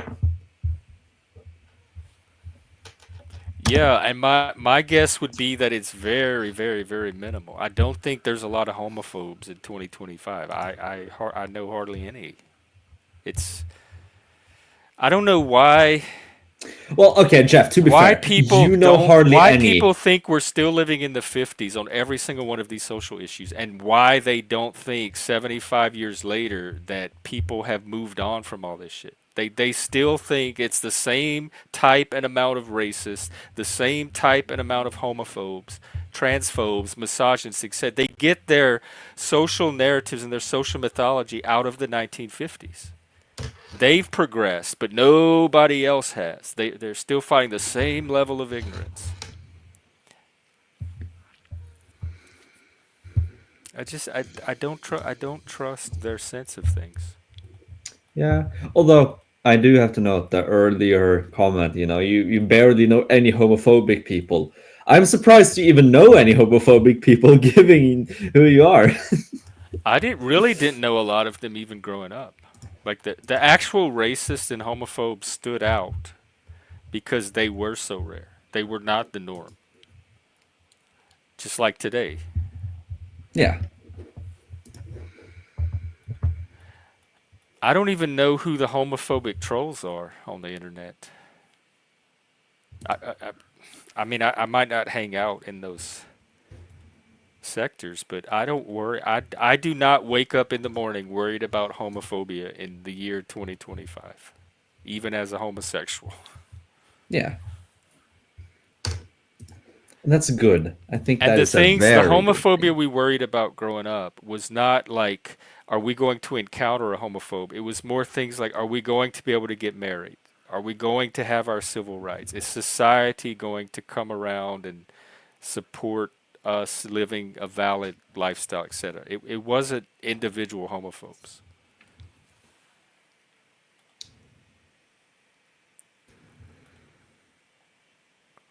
I don't know how they're going to repeal it when they pass that Respect for Marriage Act, and there was like 60 something Republicans that helped to get it passed. Like this, to me, this is a boogeyman. I don't see any indication that this is something to be worried about. Like it's an actual concern. I don't think people care about gay marriage. There's not enough people that even care that gay people can get married. It doesn't affect anybody. They're not going to There's too spend many their other effort. stuff to care The about. reason they were fighting it originally was because they had this fear that it would undermine society and ruin society. And when that didn't happen, they don't have the same energy to spend on it anymore. They're like, okay, gay people get married. It's not the big end of the world thing that we thought it was. We can move on. And like 90 some percent of people have done so. It's passed. The fear has passed.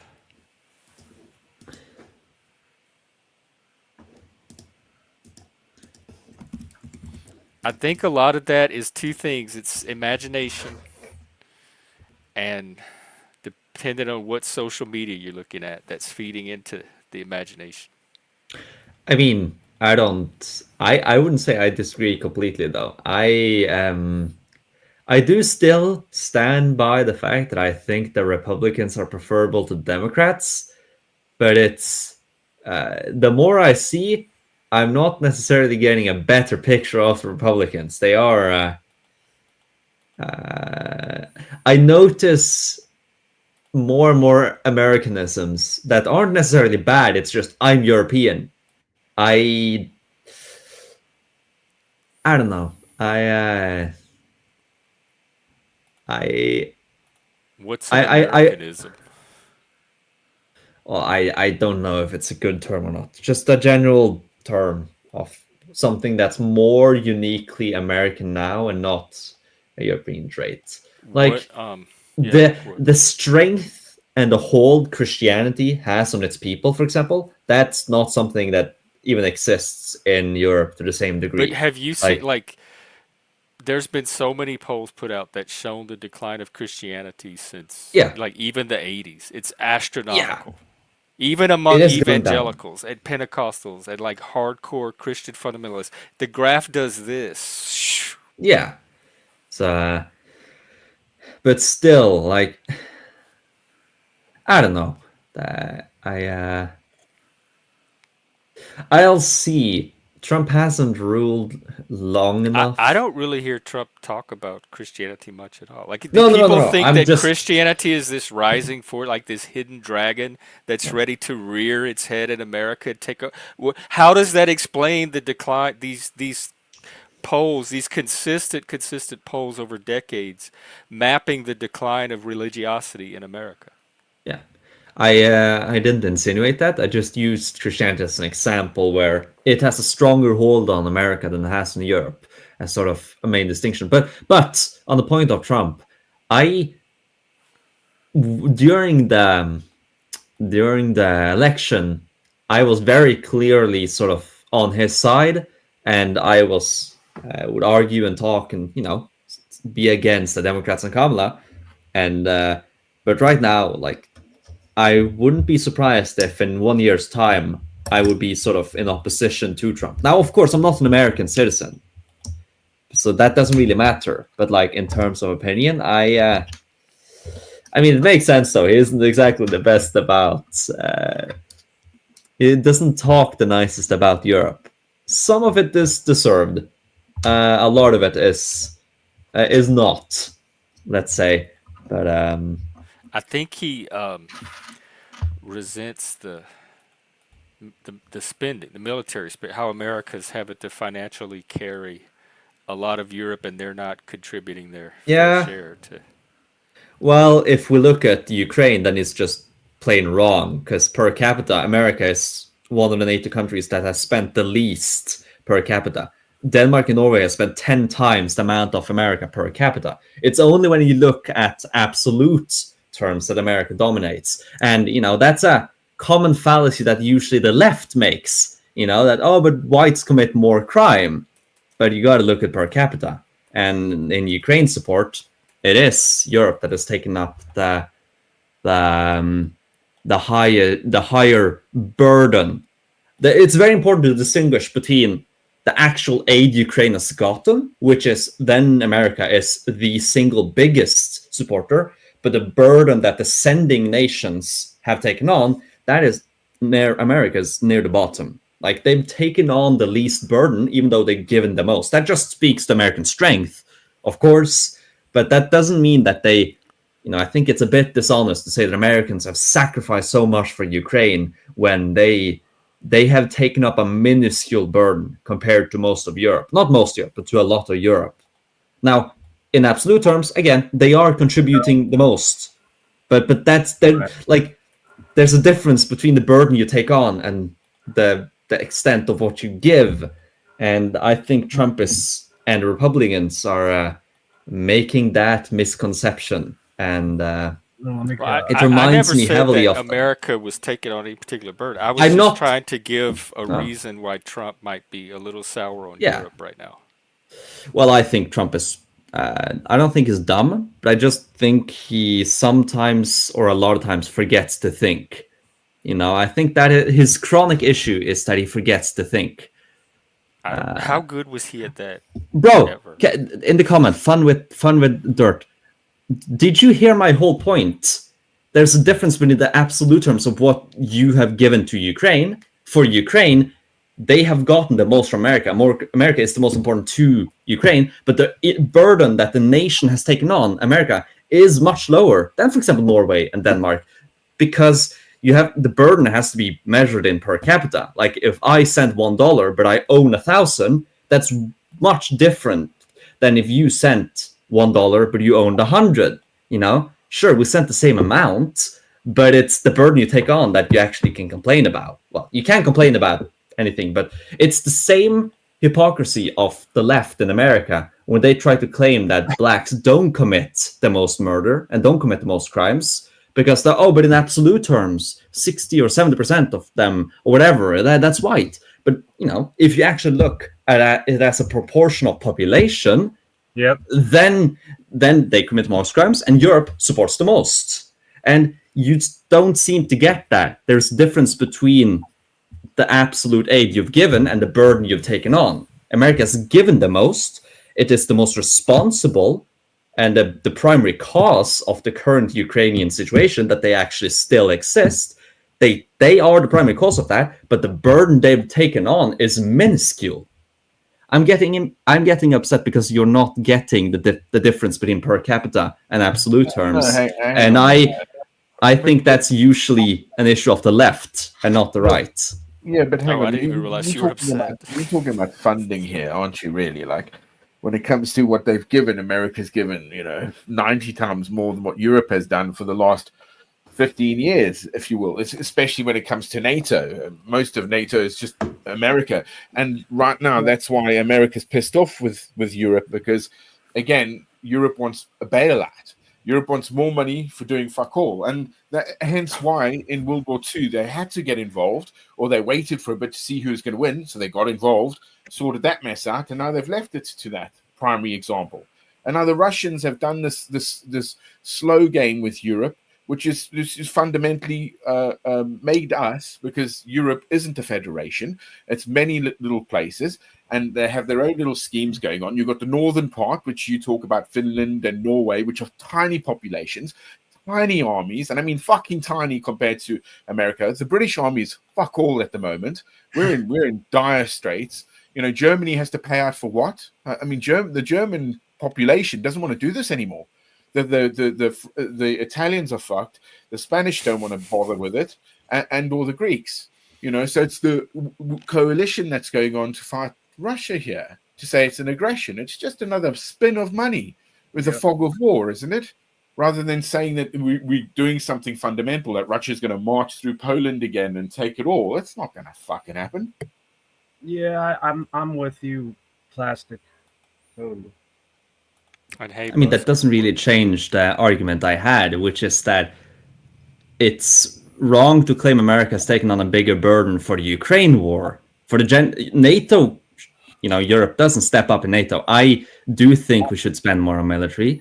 I am not on the European side on that, but to say that Europe hasn't stepped up with the Ukraine, like we have, and I mean, around 50-50 of the material and military support to Ukraine has been Europe and America. Like, I don't know who, I won't say who got more, but it's roughly equal, plus minus 10%.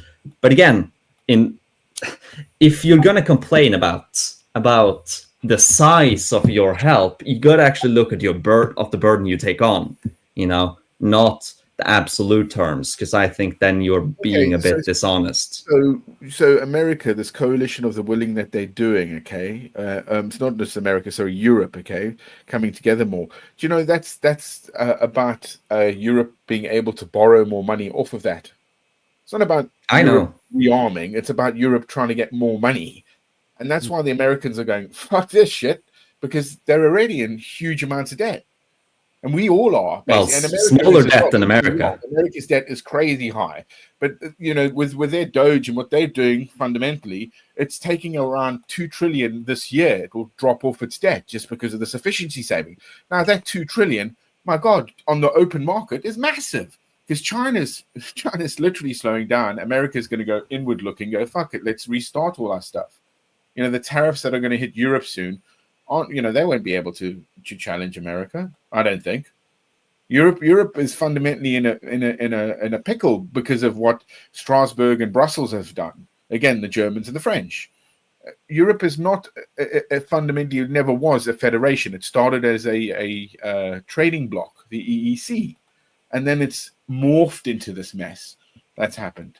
And I'd say rather why it's happened is because of World War II.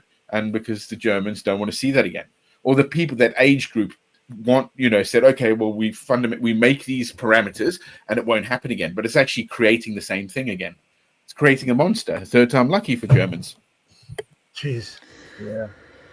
Crazy. Well, I do agree with you that in the short term, Europe has no way of challenging America. But maybe I'm optimistic, but I wouldn't write up a continent of 400 million Europeans given like a decade. Given a decade with actual pressures, because up until now, there's been nothing challenging Europe since World War II. Like all incentives have been mostly internal and thus weak. Like a decade of heavy external pressures, I think that'll do a lot. But in the short term, yeah, we are nothing without America. I've never denied that either, and hence my constant restatement of absolute terms, in contrast with the burden you take on. But for NATO in general, then America, aside from Poland, wins in both regards. They do the most in absolute terms and the most relative to their economy and population. So Europe needs to step up there. But I think Europe has potential. They are the foundation of modern civilization and have been for 1,000 years. So the Europeans require soldiers, and they require turnover of young men as your age. When I was in my 20s, I joined the military, and I stayed with the military. I didn't do my full service, 22 years or something like that. I could have done, but I went, fuck that shit. And I got out. And I have a handful of friends that are still in, and they're officers now. But saying that is that the people of Europe don't want to fight for this anymore. You might get the Finnish and some of the Scandinavian countries that are definitely in on that because they love their countries and they're patriotic. But the numbers will never take on what the Federation of Russia has alongside its partners, which are, China, India. Yeah. It's going to be even greater now because Africans are joining in the fight for Russia. It's huge, and the Chechens. I don't disagree. The Chechens are hard motherfuckers, and they're coming in right now. That's not a good. Yeah. That's not a good look. I don't. And fundamentally, most Europeans don't want their young men to go die for something that is meaningless, rather than trying to take the stance of okay, let's sort this out. Because remember, we essentially blew up Nord 2, right, to try to stop them. If it was the Americans, the CIA, whatever. And now Russia looks at that and goes, okay, this is, we're feeding you oil or gas, sorry. And so that's changed to what, Saudi and all that now. So where's Europe going to go get its energy from? They're going to all of a sudden pop up nuclear reactors in 15 years, are we? Well, both Norway and Britain have trillions of untapped oil reserves in North Sea, but both are deindustrializing. Both are trying to move away. Germany shut down I think 3 billion. I think it was 3 billion euro coal-fired station the other day. Collapsed it, and it only been open for 6 years. Pathetic. And this is because of that green agenda, which is net zero. Not worrying about what's happening in India, again, China, Russia, America, South America, and Africa. Europe, it's the playground of the boomer.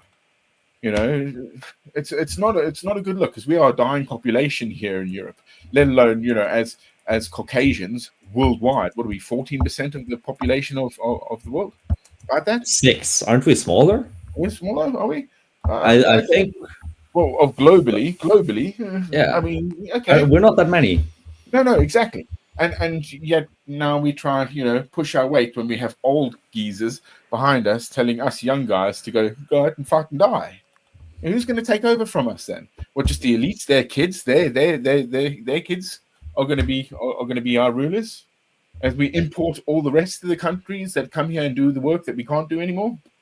You see, there are massive problems here, and none of us. Every time we try, I would say, go and challenge them, you get stood down as some sort of a racist or a bigot. And that's very true. That happens because you gotta accept the message. You've got to accept that we need these people to look after our old, because our young won't look after them. Instead of getting the fact that young people aren't having kids in their 20s, or aren't being able to actually settle down in their 20s. Now it's their 30s, and by their 30s, they're like, I can't be fucking asked. So they end up, drifting and not having children or having very few. Yeah. Yeah, so with that, we've We're got to fix facing a that. lot of issues. I don't dispute that, but again, I will forever remain optimistic on one end because it's my people. I why wouldn't I be optimistic? But also because we've recovered from worse. Like the golden era of European civilization began after the Black Death. After we lost 60% of the population, that's when we really started growing and expanding. So, like and I mean, if you reform the structures we have, there's a lot of potential tied up in it. Like the EU, I think some parts of it, are fundamentally genius. Like I love the Schengen area. I'm a bit more about the euro, but like some parts of it really great. The big issue is it can't really decide if it just wants to be a forum for national cooperation or a federation because it has to decide, and now it stands in the middle because I would prefer it just remains a forum for cooperation, and doesn't try to federalize, but I would rather have it do one either or instead of just standing in the middle where you are you have some sort of executive, you do legislate, you do execute, you could say, but you still equalize all nations, and so one single nation can block the entire union for like years, as we see with Hungary now, which that is Hungary's right under the current system, and that would be fine if it like either go back where it's just a form for corporation or go upwards where it legitimately begins federalizing because currently it's just stuck. And then it's of course the efficiency.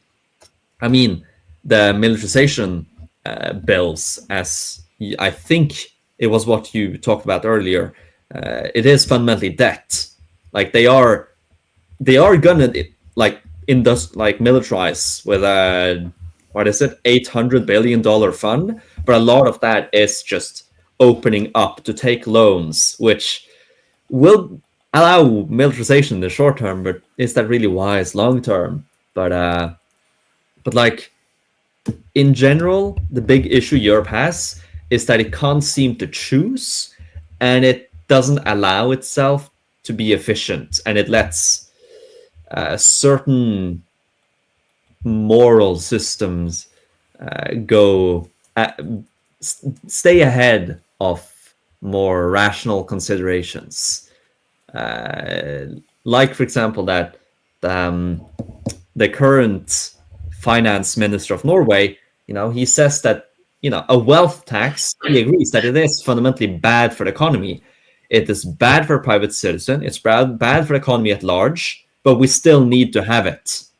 And that's because of some sort of moral justification that it's good to punish the rich to equalize society, or for example, that humans are just economic cogs in a machine, and so if you have a labor shortage, instead of trying to make the labor market more efficient, so you require less laborers, you instead import more laborers to just fill the vacancies. Like Norway's issue is that we don't want to be European in a sense. We've tried to hide away the more fundamentally European stuff after the two world wars. That is not capitalism, by the way. But again, the fundamental problem here in Europe is our population that is dying.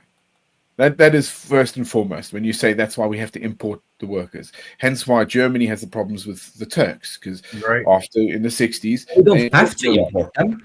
That's hard fucking work because we didn't have the men because they all died on those fucking fields. And again, what's happening in Ukraine, those men are dying on them fields. Not the rich kids. Oh, no. Their fucking numbers from 20 all the way up to like 50, 60 are dying, are dead. And you're talking a lot of them.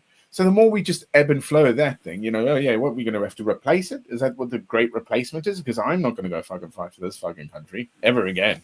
No fucking way. They can fucking put a gun to my head and blow my fucking head off. That's fucking fine. I'm not fucking doing it. And fundamentally, why I'm not doing it because I don't see the fucking point of Europe, and again, why NATO's expanding that way into fucking Russia because it wants to. Expanding because the countries that way wanted to join NATO. They are afraid of Russia, and okay, fine. they have a right to join Russia, Oh my NATO. God! But again, it becomes a global military, doesn't it? And at its helm are the Americans who are pushing and paying for that. The Germans haven't done it. I mean, most of the money has come from America, France, and Britain. Okay, all the rest of them have made out of that, and they have tiny armies. They might be specialist armies, but they're tiny. And manpower is the key here. And in Ukraine, that war has changed the ground warfare forever. It's never going to be the fucking same. It's fucking drones fucking going all over the fucking place. Bang, you're dead. Seriously, it's a meat grinder there. And we might start romanticize this idea that there's a goodie and a baddie here, but really on top of it is just globalists and rich people and oligarchs and oligarchies making huge amounts of fucking money out of it. Roll your eyes, kid, but it is. I mean, as for Iceland, where you are, correct? I mean, Jesus, wrong. Norway. What's Iceland's population again? Tell me. He's Norway. Norway. Are you in Norway? I thought you were in Iceland. I thought you were studying in Iceland. Well, Norway's population, what is it, 6 million, if that? Roughly thereabouts. Yeah, if that. Yeah. So we own 2% of the world economy, and they have the largest sovereign wealth fund in the world. Yeah, I mean, of course. I mean, where do you think they got that from? Like Switzerland, Credit Suisse. Where did their gold come from? You know what's happened. You know what I'm talking about. Mild oil and wise investments. You did side with the Germans during World War II. No, we were invaded by them. No. You say you were occupied like the French were occupied. We were occupied. They killed 10,000 of our fellow countrymen. They killed 10,000 Norwegians. We were occupied. Of course they killed fucking millions everywhere. People did that. We did that as Britons as well. But the hierarchy and the people were essentially weren't bombed to fucking shit. Your cities weren't bombed to shit. They occupied you, and you say occupied. Funnily enough, when I was taking the train up to Trondheim again from my hometown, there was a bomb alert because a 200-kilo Nazi bomb was discovered not far away. They bombed us, and my grandpa's earliest memory is of air raid sirens in central Oslo. We got invaded, we got bombed, we got occupied. We were not. But again, the resistance on that didn't pull it down. I mean, Germans were very good at that, as in coming in shock groups saying, "Out, we finished. You're either with us or you'll die." And the people went, "Okay, we'll hang tight." And then they had to stop her and all that shit happened. I mean, isn't that where the hard water was coming from? Was Norway? We sabotaged that, yes. Yeah, with the bouncing bombs. All right. I mean, you had so much. That's another operation, I think. There's two operations where it's sabotage. One of them is the bouncing bomb. Another is where they parachuted and skied down the hill and sabotaged them from the inside, I think. Multiple sabotages. It doesn't really matter. Your point is probably still the same. Absolute on that regard. But again, after the war, what was it that the Americans, was it Eisenhower? Because Churchill went, look, this guy Stalin is a bit of a fucking nutter, but yet we signed off on the fact that they took swathes of Europe, didn't they, to become the Soviet Union? They swallowed countries up whole, and again, the Britons and the French and the Americans let that happen, and then when the Iron Curtain fell, and that's changed to where it is now, and now people are fearful that all of a sudden Putin wants to sort of become Soviet again, but it's not. It's not a Soviet run. It's not about that anymore. The Soviets is a state. He has said explicitly that the greatest tragedy of the 20th century was the fall of the Soviet Union, and he might not want to recreate the Soviet Union, but the fact that he already has basically the moment Lukashenko dies. Either Belarus manages to separate completely, or they just become autonomous zone or a vassal of Russia. Like, he already has that secured. Now he's taking more of Ukraine. He has a lot of Central Asia, slowly influencing a bit of a minor Cold War with China there. Like, he does have imperial ambitions. but we've again, the West have pushed them into a better alliance, the Russians and the Chinese, with BRICS because of our efforts. Correct? That's happened, and Well, we've lost swathes of Africa. BRICS are doing worse, way worse than the West I'm, right now. The West is doing bad, but BRICS is denying doing that, worse. but I'm not denying that until No, things no. can, things ebb and flow. But they have taken swathes of Africa in terms of what they're getting mineral rights out of that place, Yeah. and they get and that's what we've taken our eye off the ball, especially with America. Gone, oh no, fuck this shit. Again, our influence. Again, what happened when I was growing up in sub-Saharan Africa with the Pan-Africans, SWAPO and ZAPO, which you probably wouldn't know, which were actually, again, like a Soviet idea to the Africans to say, oh, white man bad, communism good. And that sort of, like Brezhnev, I guess, that sort of ideal hasn't existed for a while. And Europeans as a whole, okay, under the banner of European of Europe, have lost a sense of identity. I mean, today there was an attack in where Amsterdam. That's one. 5 people killed or wounded, I think. And the other day there was another or the day before there was a car that went into Berlin, and again smashed up people again, and again the same thing. Well, we hide it. Don't worry about it. That's Not that. becoming a global trend, dude. Like I know, and it's coming from certain, ideologies, I guess, but of why it is, why we've invited it, why we haven't been strong, and yet we're supposed to actually get ready and go to war with the Russians. Oh Jesus! Right. Russian news wars. Well, they're still an enemy. I mean, just because you have multiple enemies doesn't mean you're going to ignore one to deal with the other. No, I'm not. Yeah, but this whole thing with Russia being the enemy again, it is pushing again our innovation. I guess it is, because war is changing. There's all sorts of stuff coming out of that as well, which is, you could say it's good, but at the behest and cost of people dying. Well, there's always got to be a boogeyman. That's exactly. There always has to be a boogeyman, doesn't there? Yes, exactly. There we go. Well, it helps that the boogeyman actually presents himself as the boogeyman. And if I may be allowed to be a bit Machiavellian, it is in the best interest of the West for the war in Ukraine to continue as long as possible. That is, for Ukraine, for Russia to bleed as much as possible, is in the best interest of the West. Not morally. Well, are you going to use tiny Ukraine against Russia? I don't think that's going to work. No, it's not. It's not working because they don't have men anymore, do they? The Russians are pulling more men than the Ukrainians can ever have. You can't just throw men that don't know what they're doing at things. But it is also punishing Russia heavily, and maybe that's worth it. Maybe it's not. But this is crippling future Russian military potential, you could say. I doubt just that. Like how I don't doubt that. They how many countries do you need to get that done? Exactly. To get what done? With the coalition, that's actually you suggest. Yeah. Wait, to do what? To punish Russia or to ebb its influence away. Well, it's already happening. They are bleeding due to Ukraine, and as we can, yes, of course, there are problems. There's saboteurs out there, but the more you push the bear into the corner, the more it's going to lash out, right? Right. Yeah. And then what it happens? will also collapse at a certain point. You guys are first. You bombed, nuked, bang, you gone.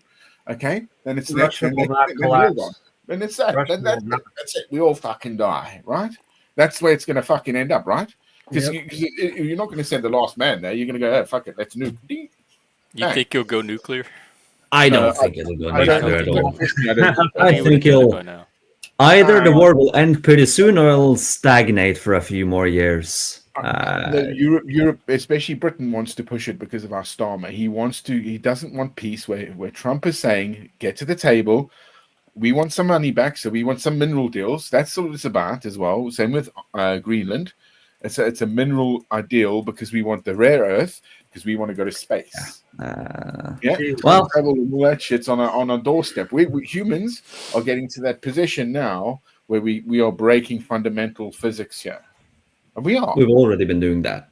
I mean, not in our lifetime, man. Not not in like this greater scheme of it. I mean, yes, we might live longer in that regard, but you know, oh Jesus, it's difficult to say because one thing is the greater this machine learning and AI goes, the less likely people will understand how to read, write, and understand their history, so know where it's coming from and where it's going. And that's what I see the problem here. As a boogeyman is this bad. You know, most people are like, yeah, it is because fear. You know, humans are weak. Again, once the establishment plays something like a red flag here, then we go for it. Yeah, oh yeah, keep me safe, right? Same as how 9/11 happened, right? And that Yeah. was what 20 years of bullshit.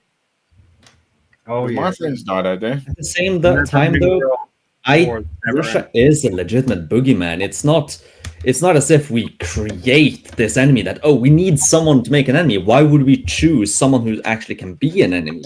If we're gonna create the boogeyman, we would select like something like Brazil, a country that has no capability of challenging the current order. Like, why would you create a boogeyman out of one of two countries which can challenge you heavily? And they maybe this is my Scandinavian heritage shining through, but Russia is and has always been the enemy. That is, there's been so many wars between Scandinavia and Russia. Now, sure, a lot of them were our fault. I will admit that a lot of them were our fault, but it's not as if it wasn't reciprocal. And I no, Yeah, no matter what, there's sure, always going to be wars. Jeez. I mean, yeah, of but course there will. I don't think there will be any Well, big land wars in Europe so long as something like NATO remains. but Because NATO can only have it with America, and if America's starting to see, yeah, it's enough is enough, and they pull out, yeah, there's no way we can keep it together. I mean that there's no way because it's not NATO isn't an army. NATO is detachments of armies together. It's not like the Germans are part of NATO. There's a detachment of their army, and they don't have a navy and their air force as part of NATO. That's how it works. You don't just go to the military and go, yeah, I'm in the military now, and then they go, yeah, you're NATO. It doesn't work that way. That's why they have a fund for it, because there's a detachment of people that go into that will be part of NATO. You know what I mean? You understand? It's not, I don't see the yeah. relevance, but I do understand what you're Well, talking the about. relevance is that can easily be broken. It can easily be Sure. again. You might be right, yeah, where Russia has played the long game, and as slowly and has started to separate the powers that are in Europe, because Europe has been stagnant. Europe has been weak on listening to its people, as well. Not really giving a shit about them, because all they give a shit about, these globalists, are their money, power, and GDP. That's what it means. They don't care about the middleman getting taxed to fuck, and oh my god, I have to pay this. Oh my god, man. Instead of the billionaires, as you said, if it was fair, we should at least tax some of that stuff, right? All right. Yeah, Yeah, I exactly. don't disagree. I don't. Europe took billions from the oligarchs from Russia for 20, 30 years. Now it's like, no, we can't take that money. We'll just seize it. The rest of the world sees that and goes, okay, fucking hell. And again, you've got China on their back end as well. And then who else is going to go? And again, are we splitting, hairs, making problems here for our future, because we have to have the boogeyman instead of actually, let's have some peace. Let's talk about it. Let's make a buffer. Again, keep NATO there, keep Russia here. Done. Hey, does Well, anybody know what? but Putin keeps aggressing past it. It's Putin's not just going to stay there. yeah. I mean, it's he that broke the peace. Right. You Putin already is the have a conquer aggressor. that in Ukraine. I That mean, that's it what you've wouldn't been join told. NATO That's if what you've been told. Russia didn't invade. Like, No, but that's what you've been told, because most of those people, okay, no, I sorry, but I am sick of this conversation. No, Goodbye. okay. This is too exhausting. Oh, well, I missed what happened. He just got exhausted with the conversation. Oh, I okay. know. That's what he said. Again, the east of Ukraine is Russian. You might not It's like very it. rare that Dobes gets exhausted, so this was a Well, it's because momentous. I'm pushing his boat, man. Because the guys. So yeah, But yeah, I don't like. It would be nice if Putin just agreed to stay on his side of the playground and not cause trouble, but he's not doing that. So he's a legitimate threat. He's a legitimate factor to worry about. Well, to Ukraine, apparently. So when we hang on. So when we, as in when I say the coalition of France, America, and Britain, went in during the Arab Spring, and we fucked up Gaddafi's land of Libya, took their gold, and now it's a fuckhole. That wasn't aggression, right? That was just a mistake, right? Tell So me. are you saying so that's No, okay no, if no. Putin But does it? you say Are you using he's that the to aggressor. No, no. justify Putin doing Yeah, no, like but again, I know it's like what ifs here, but we did that to that country. Same as when when Putin was backing up al-Assad in Syria, right? We didn't. We backed up ISIS, and what did ISIS go ahead and do? And now look at the place and what they're actually doing to those Christians out there. That's a massacre, but that's But what okay. does that have to do with Putin? Like you said, if Oh my everybody would God, just agree to peace, and I'm because saying, well, we're Putin's not going aggressors to as do well. that. So I when don't know we what Gaddafi because has when to we do with no Putin not. okay because when we go out as you know a coalition together, okay, and we fuck up a fucking country, that's okay, right? We're not aggressors, But correct? what does that have to do with today and Putin? All right.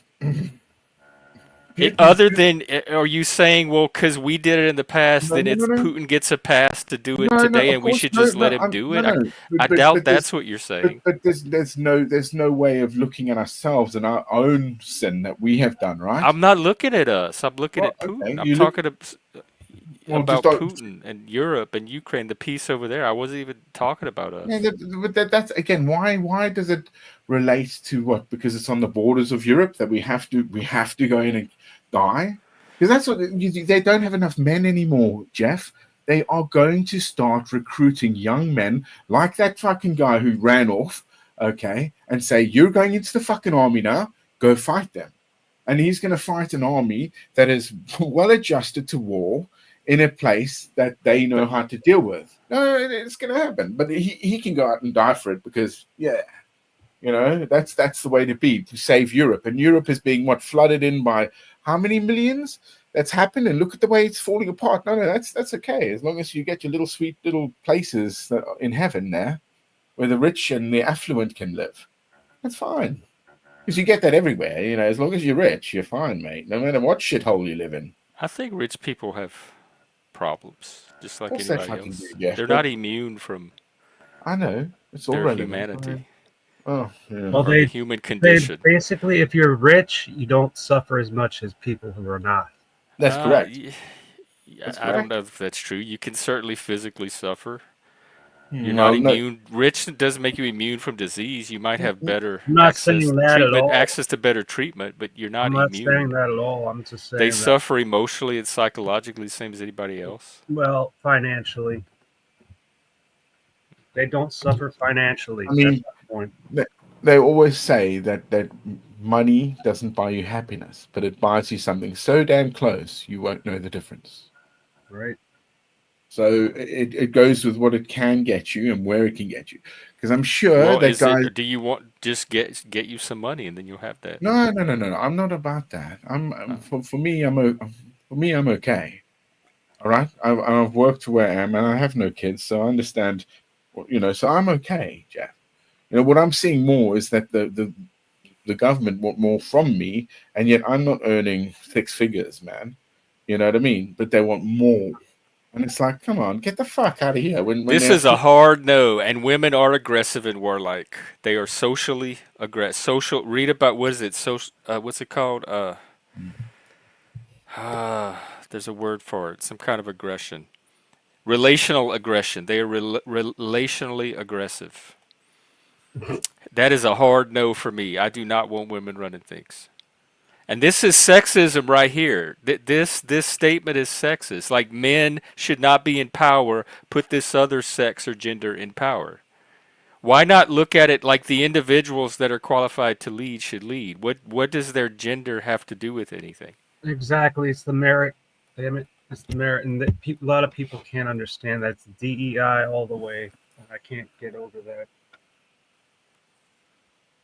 And women do run things. I've been in plenty of workplaces that were run by women. Oh yeah, oh yeah, they rule with an iron fist, dude.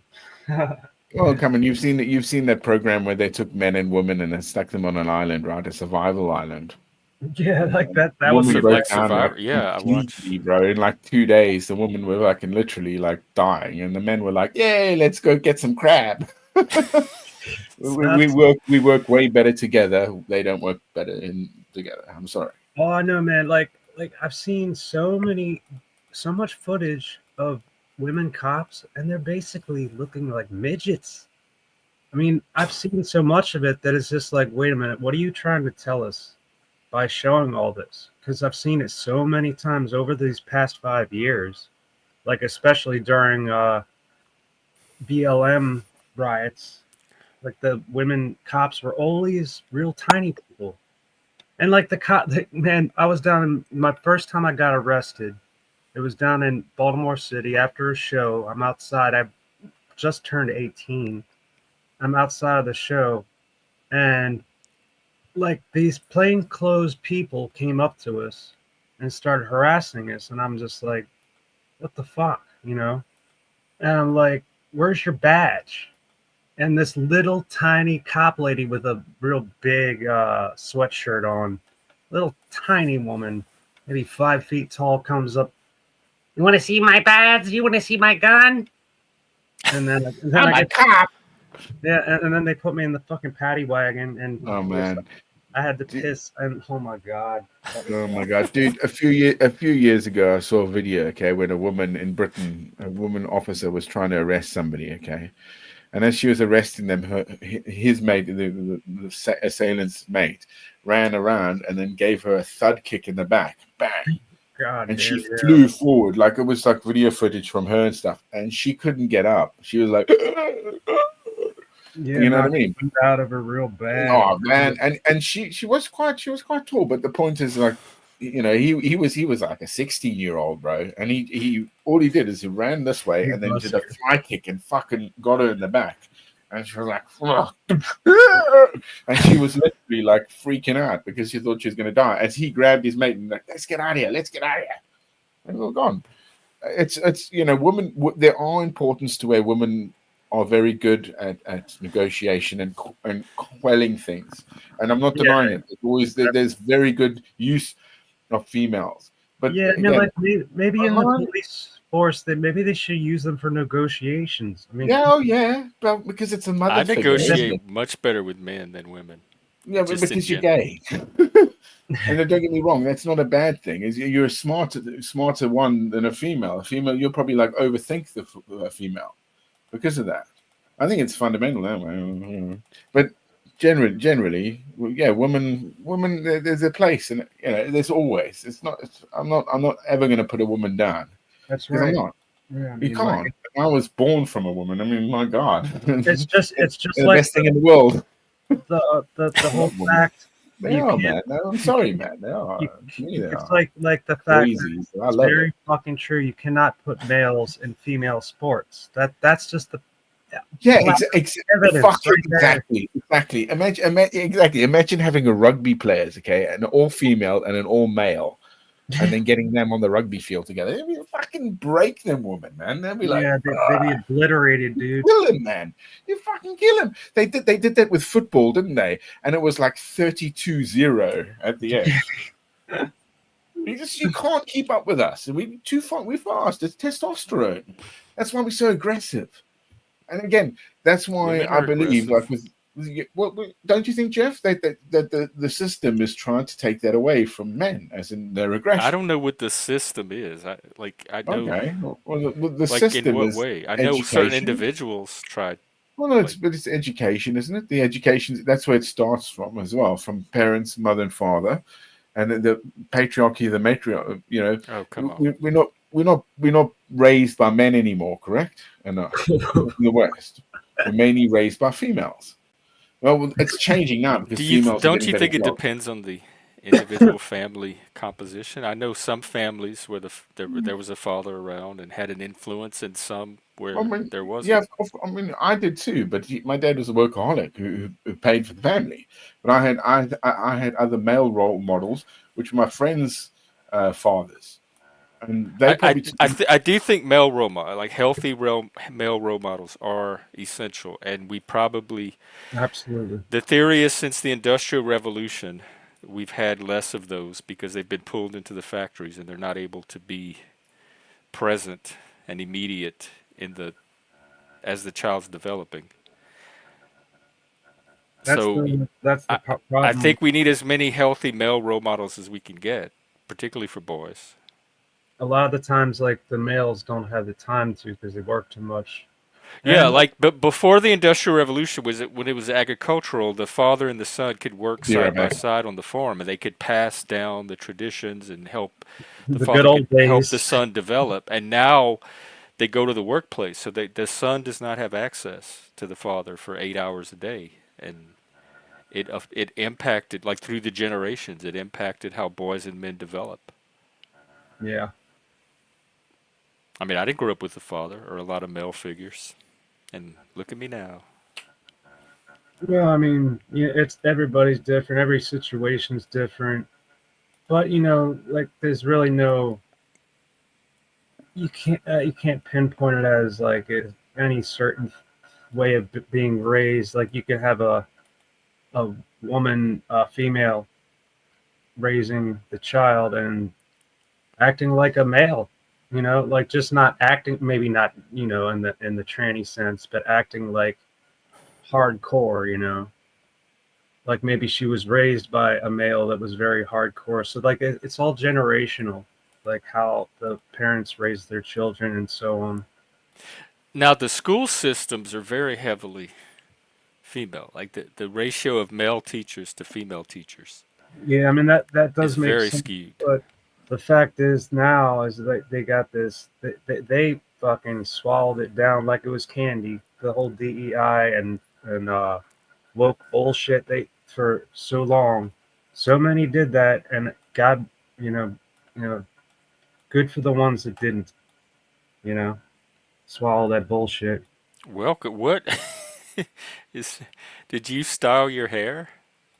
No, I just took a clip and got it out of my way. Oh, you look like Bjork. It looks cool. I like it. Welcome. Yeah, dig it. Maximum effort. I found a clip and Just twisted it rolled back the in. hair up, did you? Yeah, Yeah, that's. yeah, cool. What's up? I'm I trying to like the see how thing long I behind you can now. keep long hair again. We'll Oh, see. you gonna I let it like. grow? I don't know. It's long enough that it's not incredibly annoying. And Yeah, I hate long hair too. when it starts heating up, I'll redo my undercut up underneath it, so so that when I put it up, it won't be too hot. Well, what's new? What's going on? Well, not much. I can go for about another half hour. There I was have to wrap up tonight's Toastmasters and a work you night. guys, this male and female conversation is less annoying than the one that was going on last night that I had to I wasn't around last leave. night. Oh, where were you last night? It was I at was Flow. at, I was at Flow State. Ah, Started out pretty good. We were talking about IQ and watching Jordan Peterson videos and Schopenhauer stuff, and then later that night wait, it back up. What is evolved. Schopenhauer stuff on Flow State? What's Uh-huh. Flu state. Wow. what Schopenhauer? So it was one of those YouTube videos of his stuff about like how being smart can be lonely and how Yeah. and and d and not always advantageous to let people know that you're smart. Basically, the Schopenhauer Machiavellianism video, one of those Oh, okay. kind of that sometimes you should play dumber. So, how do you know I, when I, I, people could, are? I I fucking can't try. do that, Joe. I can't I either. couldn't do that. You know that. I am Play not stupid. dumb passing. Nah, I man. find it's like a lot of I can play advice. retarded, but not dumb. I mean, retarded. I like that. Be retarded. Pretend to be retarded, but I don't look it. It's like a lot of those advices. It's like it's not bad advice because it does work sometimes, but anybody who doesn't understand it well enough to know when to apply it is never going to be as effective as people who understand the why it makes sense and when it makes sense. So what most people want to be flattered, flattery, as they say. That's how you get into it, don't you? You make if you want to drag like if I If have it's situation. sincere, they have to perceive it Well, as sincere. if I say find problems, say on the ground, and my boss is just arrogant or somebody there, I'd suggest something, and then he would go like, "Oh yeah, that would work." And you go, "Wow, yeah, that would work." So he takes that praise, not me, and then I'm allowed to do it. You know what Yeah, I mean? not that was part of I think of it. That was one of the things mentioned is Hmm. being allowed, knowing that if you let go of getting credit for the idea, you can often actually make the idea happen. That's true. Exactly. I guess. Oh, I was yeah. going to come and Trying to argue that because you guys were saying that women are good at negotiating and therefore that implies like I was thinking of like ending fights. I don't know that that's true. Africans said that. I don't know that I what? necessarily I think Say again? women are good at subscribe. starting fights. Well, that's I true. don't know. I don't know if they're good at ending fights. I really don't. Well, Yeah, look, I mean, like it's certain cases, but like there are some women that just have this voice about them that can soothe the wild beast in the man. So Oh, I think yeah. maybe what you're Amen. getting at is that some of them are sometimes they can break through and be listened to. There is a noise. It's coming from somebody. But Is it me? No, It's like a well, it belch, a started when digital belch, I'm periodically. sorry. I'm sorry to say. I'm sorry. I forget your name. Ren. I think it might be the click might be coming from you, but that it started when you came up. But you might be able to fix it. I don't know. is it It's still not. going? Talk If a little bit. It seems like it happens when you talk. Like every now and then when you talk, the audio has this reverb to it. Huh. Okay. Let me It sounds like a tweak something. it's not really reverb. It's just like bullfrog. pops, like pops and clicks. Is that better or worse? Nope, it just It's did it still again. there. I mean, I don't. Okay. Well, let It's me not. refresh. Sometimes StreamYard you have to reset it. Yeah. Yeah. Yeah. Well, but I would say like my missus, because she does negotiations with other lawyers and other firms and stuff. It's how I've seen like it's funny because she'll be on like team meetings and they're all lawyers and mainly female, and they just chit chat. When men just want to go, whoa, this. How's that? I digress. You're Well, good. I we'll think you're we'll see. good. So far, so We'll good. see. It was working last night. It's I don't know. StreamYard Plus, is audio. plus, you It cut sounds out okay there right now. when you were talking about something there. You kind of cut out a bit. Something happened. I couldn't hear what you said. But so you wanted to say about women negotiate start like not being able to end fights. Yeah, I don't know that that's But I they're mean, that much better at it. They after might be hanging able out to on YouTube pause for almost fights, I think. 2 years, I see a lot of men that can't seem to end fights either. I think Yeah, ending fights is much harder. I mean, I think we'd all agree it's much harder than starting them. humanity in general. I think maybe what you guys said about they're good at maybe pausing the fight. Maybe that's their niche. Well, I mean, or a lot putting of it times it is. I mean, like, because a lot of the time they have more of a voice of reason than sometimes men actually can muster. You know. Is it a voice of reason? Do they? Well, I mean, like well, they can't. They like I've noticed that from just experience with older females throughout my life. They try to have like make things calm, but times change, and generations change. So I can't speak for the generations of today. The older female thing, though, no. actually, that rings true to me. Like the grandmother Yeah, yeah, like range. I, I I think guess I that's think like that's probably true. yeah, like They've seen everybody's BS and they know how to deal with it. Yeah, I hope that the younger generations can kind of pick that up, but I don't have too much hope. I'm sorry. Generation Alpha, that's already coming up. That's already they're already young teenagers at this point. And then what? The next one's going to be Generation Beta. Yeah, the new one, yeah, betas, yeah, and That's then they're going to be like COVID ones, aren't they? Right? Something. pretty That's what I sad. mean. And they won't understand things. So there's a development issue happening as well with the next step. Not Absolutely. good, is it?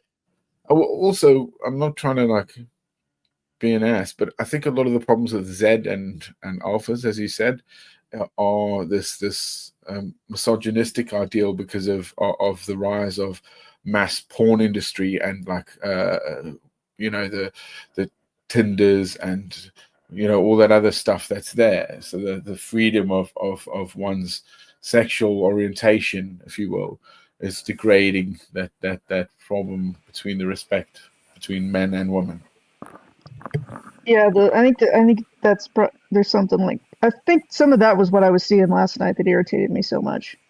Is this What irritated you? objectification of and really like oversimplification and dehumanization of both sexes, honestly. It's like, well, this is all they're good for, and this is all they're good for, and Yeah, exactly. you Yeah, know, exactly. And it's like, but seeing as what about well. just interacting with them as people, right? Like Yeah, there was Yeah. actually an argument made that amen. basically that people shouldn't be other people's friends. It was kind of like was almost an underlying warrant. They didn't say it so simply, but it's like friends are used. I'm like, I don't know. I think maybe people are worth more than just their, you know, repro- than one basic like physical function. That's right. But sadly, most of the world doesn't see it that way completely. You know that in Africa, India, the bigger populations. Like that's why China went through that problem with the one child rule, didn't they?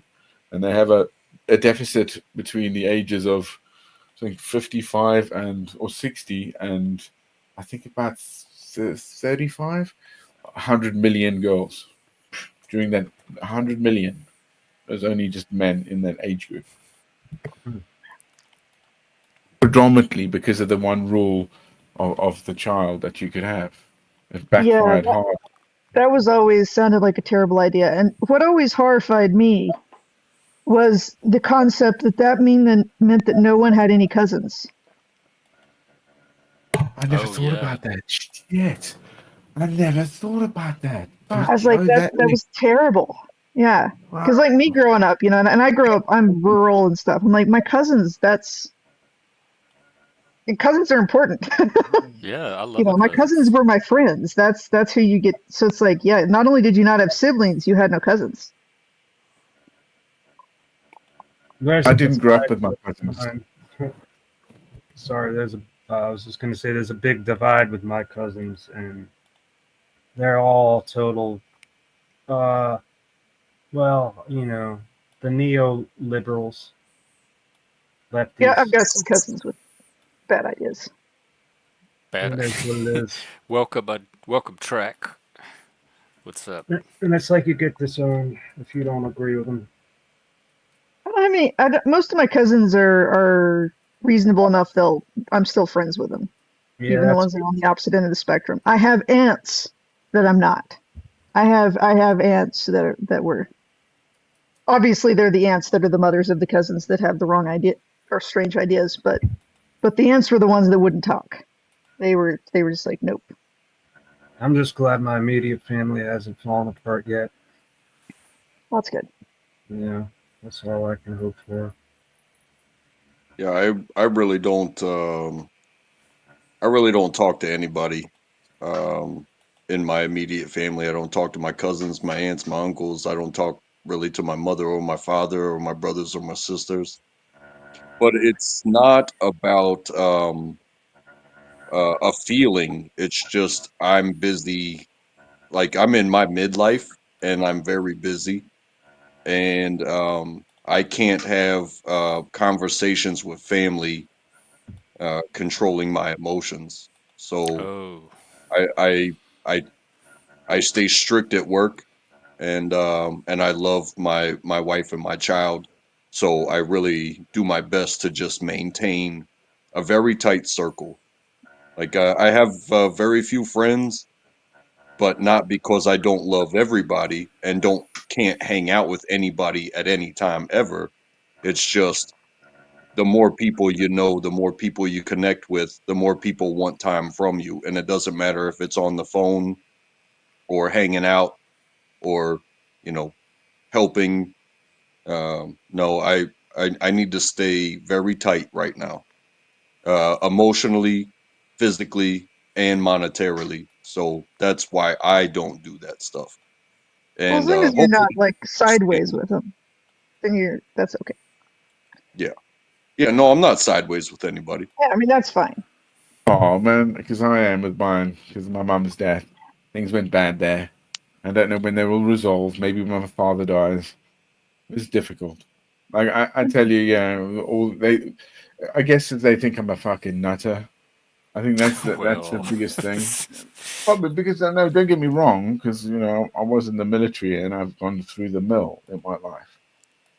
So I've always been the adventurous one that went like into the deserts and disappeared sometimes for weeks. Like the police would try to find me or yeah. oh, I was so you right had to in send the Africa. police to search for you. And Yeah, I crazy, fully man. understand that. And Yeah, I what grew up in the what I bush, bro. respond to I that feel like that. Like, is that I come from a military family. So many people that came before me in my own family, my mother, my father, my aunts, my uncles, they were all some branch of military. And then that made it safe for me to do as well. And then I had a new mommy and daddy that came in the form of the military. And it was like, hey, um, first of all, take care of yourself and then take care of your mission. And if my mission now is my family, I can't spend time or resources um, or effort on somebody else's mission. You know what I mean? Hmm. And YouTube probably gives you a way to like get your social needs met, but control it and manage it so that it doesn't Yeah. spill over to your life and disrupt your mission. And the different channels. So like talking here, like it's been called like the therapy channel. No, I love it because when it's going on, you can speak freely and hold down conversation and get deep, and nobody's really gonna judge you. However, I go to comedy channels, I go to drama channels. I tend to not participate in the drama, but every once in a while, those drama channels, they welcome you and you can have a good time and meet new people. And that's fun. It's like going to a new place without actually having to leave your house. You Yeah, know what I mean? yeah. And it's very low commitment. This is Yeah. a tragedy channel more than. No, I'm just kidding. I'll be right back.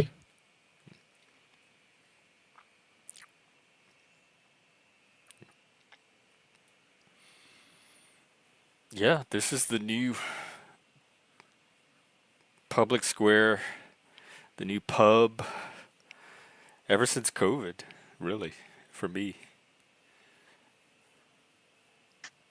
I think pubs are important, and I'm sad that there's not more spaces like that in the They're all U.S. moving online. It's the digital, the Even virtual. before that, where I was at, like there wasn't Oh, I know all the gay bars were closing. We're losing, but like there was a few bars, but the bars were when there's only a few bars, they're kind of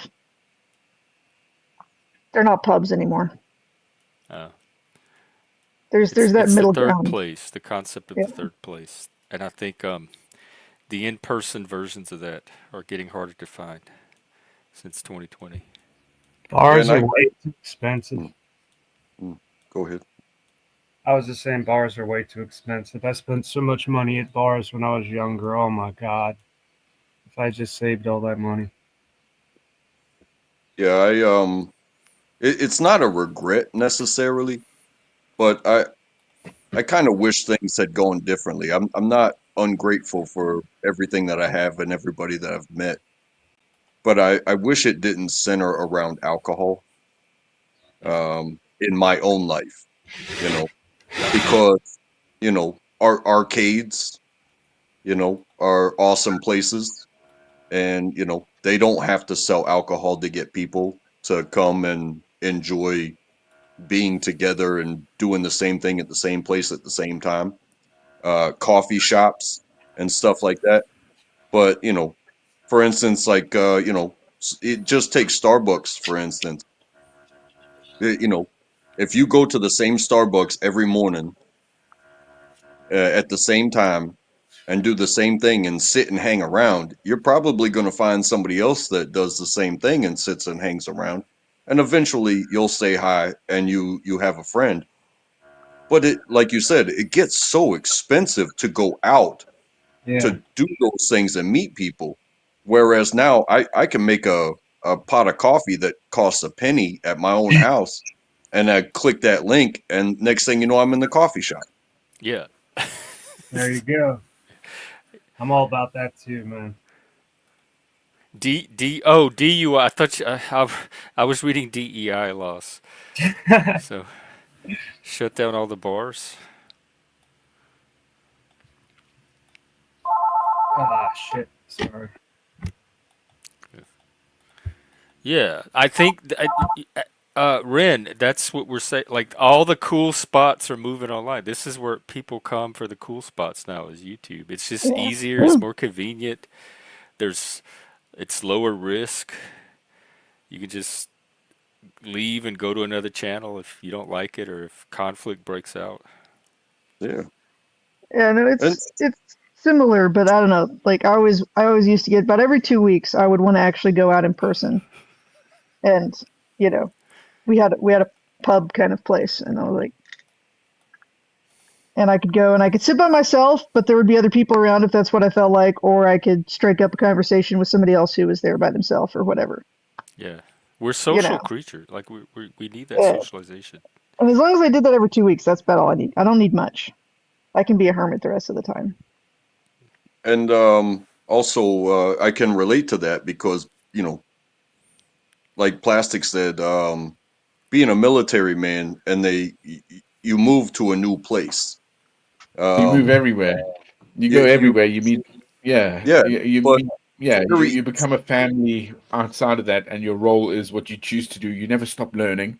One thing is in the military, constantly learning. You're constantly training till you go to right. war, But and then you I even guess learn my more. point was, you can show up to base and meet your new coworkers and make fast friends that way, or you could take a look at your location and go out into public and show up at a place that you've never been before, sit at the U-shaped bar, order a beer, and see some see some old men talking Yeah. about the golf or the sporting event that's on TV or the trivia show if you if you're a day drinker and you go in the middle of the day and you just listen to them interact because they're regulars, and next thing you know you can just chime in and now you've got fast friends. Mm. Yeah, it's that And plugging into kind of the local, like the local reality. I think that's part of it.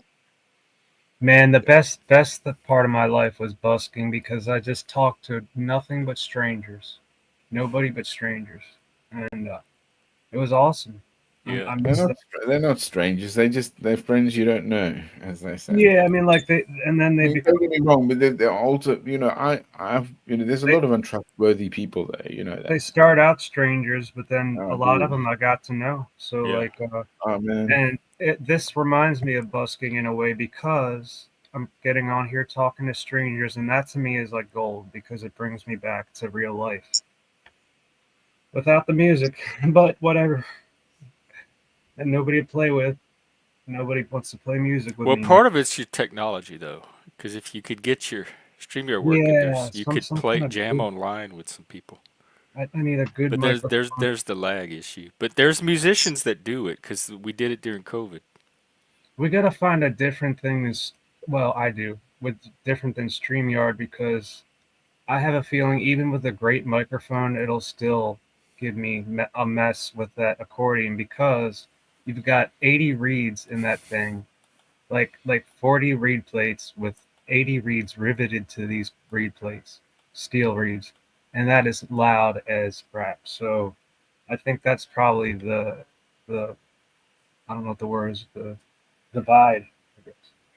StreamYard is not known for its audio Yeah, um, yeah, it's working not. Must well. be easy, woman. Yeah. I was curious too what the story Yeah, is. don't get me wrong. Hey, bro, untrackable. Yeah, I mean, some of the places. I mean, I got lucky because I have a different accent to most of the English that I was attached to, or the Irish, you know. And yeah, so I got lucky going out in places because I sounded, foreign. So yeah, so I got lucky. Well, You know, you know, man, invited in places where they're not allowed to go because hang on, you're different. I So what like like part that. of the world are you in, Busker? what's that? I said you said you play music. What part of the world are you in? Oh, I'm the East Coast in Baltimore. Oh, okay, that's a ways for me.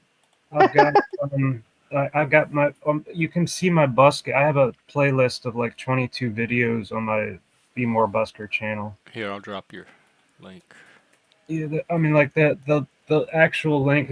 You have to go through like hundreds of videos to find them unless you go to the playlist. But there's like a whole playlist of me and my dad busking down in Fells Point, which is near the harbor. And yeah, it was good times, man. Yeah, I need Yeah, to. I think I understand that comment um, that was dropped. This one? Yeah, I'm not exactly sure what aggress means, but I think I understand the vulnerability and the mutuality of it. So when somebody comes and just intervenes on your piece, it doesn't necessarily mean that you want to sit there and be silent and not talk to anybody.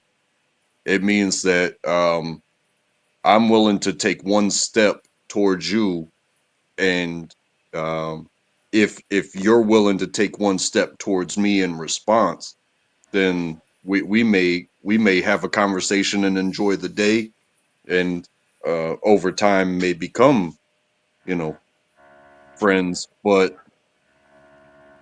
But if you take one step forward and they take two steps back, it's like, oh, okay, I get it. I will sit here and be vulnerable again until I'm willing to open my mouth again. You know what I mean? No, I've always gone head first, my friend. I've never been afraid. Yeah, It's as you get older, you realize you're going to die. When you're young, it's just like, fuck it, you're gonna die. But as you get older, there's But you this can't. notion there. You No, but no, you can't. You can't force another person to cure your loneliness. You know what I mean? no, no, no. It's not. I don't think it's about the loneliness. If you're saying it to me, I'm saying about like when I'm meeting people and going around the world, as you said, just jumping in there. Um, that that That's that to me, that's the one you step. know, that's invited a lot in my time, as in I've seen a lot and gone to places where I've gone, this isn't for me, buddy, and as they realized and gone, oh shit, I thought, you know what I mean. People's lifestyles and life choices and all that, and where it goes is funny, especially with culture around the world again. that's part of the So, fun, man. don't be afraid, bro, because what they're going to steal from me, a corpse.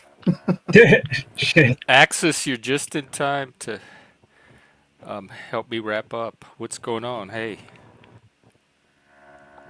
Axis, eh, I I brother? just love come the to look, enjoy the the shades. ambiance for a bit. Yeah, it's that time. Hold I on, have to. Jeff. This one's for you, man. Uh-oh. What? Can you see that? That's some serious weight there, brother. Oh. What All what right, I all like your right. tattoo. I didn't know you had that. what you drinking, Axis? Oh fuck, man. Right now, sangria is a starter, but I've got a fifth of bourbon over there, makers, Oh that my God. Okay. I generally go through a Makers. couple of Thursday those a night, week. the panel verse. Yeah, this is my second fifth for the week. I've got my ever loving green, my benzos, a few other This guy's on it, man. enjoyable You're proper on it, I am. indulgences. Yeah. Oh, what's that? Well, we can You're do proper on final it, I words am. if you want. Who has anything to say? I have to wrap up and get to my Toastmasters. Oh, I'll allow these gentlemen to go first. Good to you all, friends. I'll see you guys later. Guys and Buster, gal. take Guys care. and gal. Hey, be safe, man.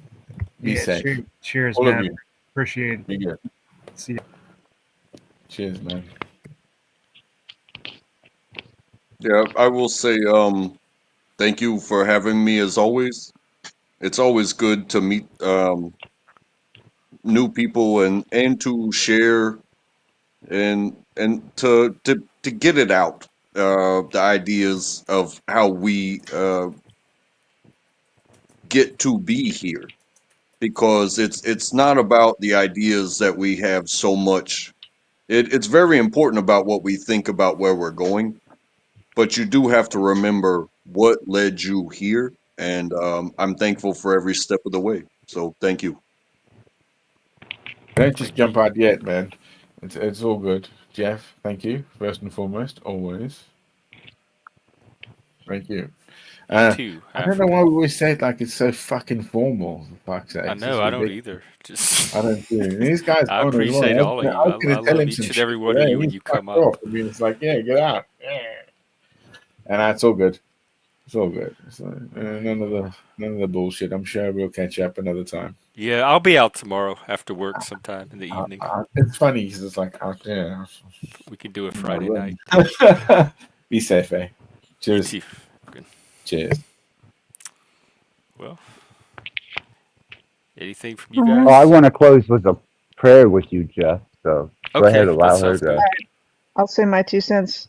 Go find some humans and have some good conversations. They're good for that. They are, Later, y'all. or they have been for me in the past. They still are. There's Take care. find some good ones. We'll Bye. talk. All right, Jeff, as a closer. Our Father, who art in hell, hallowed be thy name. Thy kingdom come, thy will be done, on earth as it is in hell. Give us this day our day to sin, and allow us to trespass upon others as others trespass upon us. Lead me not into righteousness, but into temptation. In your most glorious name, Lucifer, Ooh, let my it be little heart's done. glowing. That's good. Thank you. You're welcome. Thank you for having me, Jeff. You too, Axis. And we'll see you again. Oh, yeah. And enjoy the night. It's begun. Yeah. Alrighty, that's it for me. I have to go do my Toastmaster thing, and then off to work in the morning. So after work, about 7 p.m. Eastern ish, 4 p.m. Pacific. I'll somewhere around there. Not. I'll fire up a stream and we can spend Friday night together for a few hours. So I'll see you then. Have a good rest of your night, and I look forward to talking tomorrow. Hail Daddy. Our Daddy. Okay, let me stop. Bye everybody. Love you all. Take care. Thank you.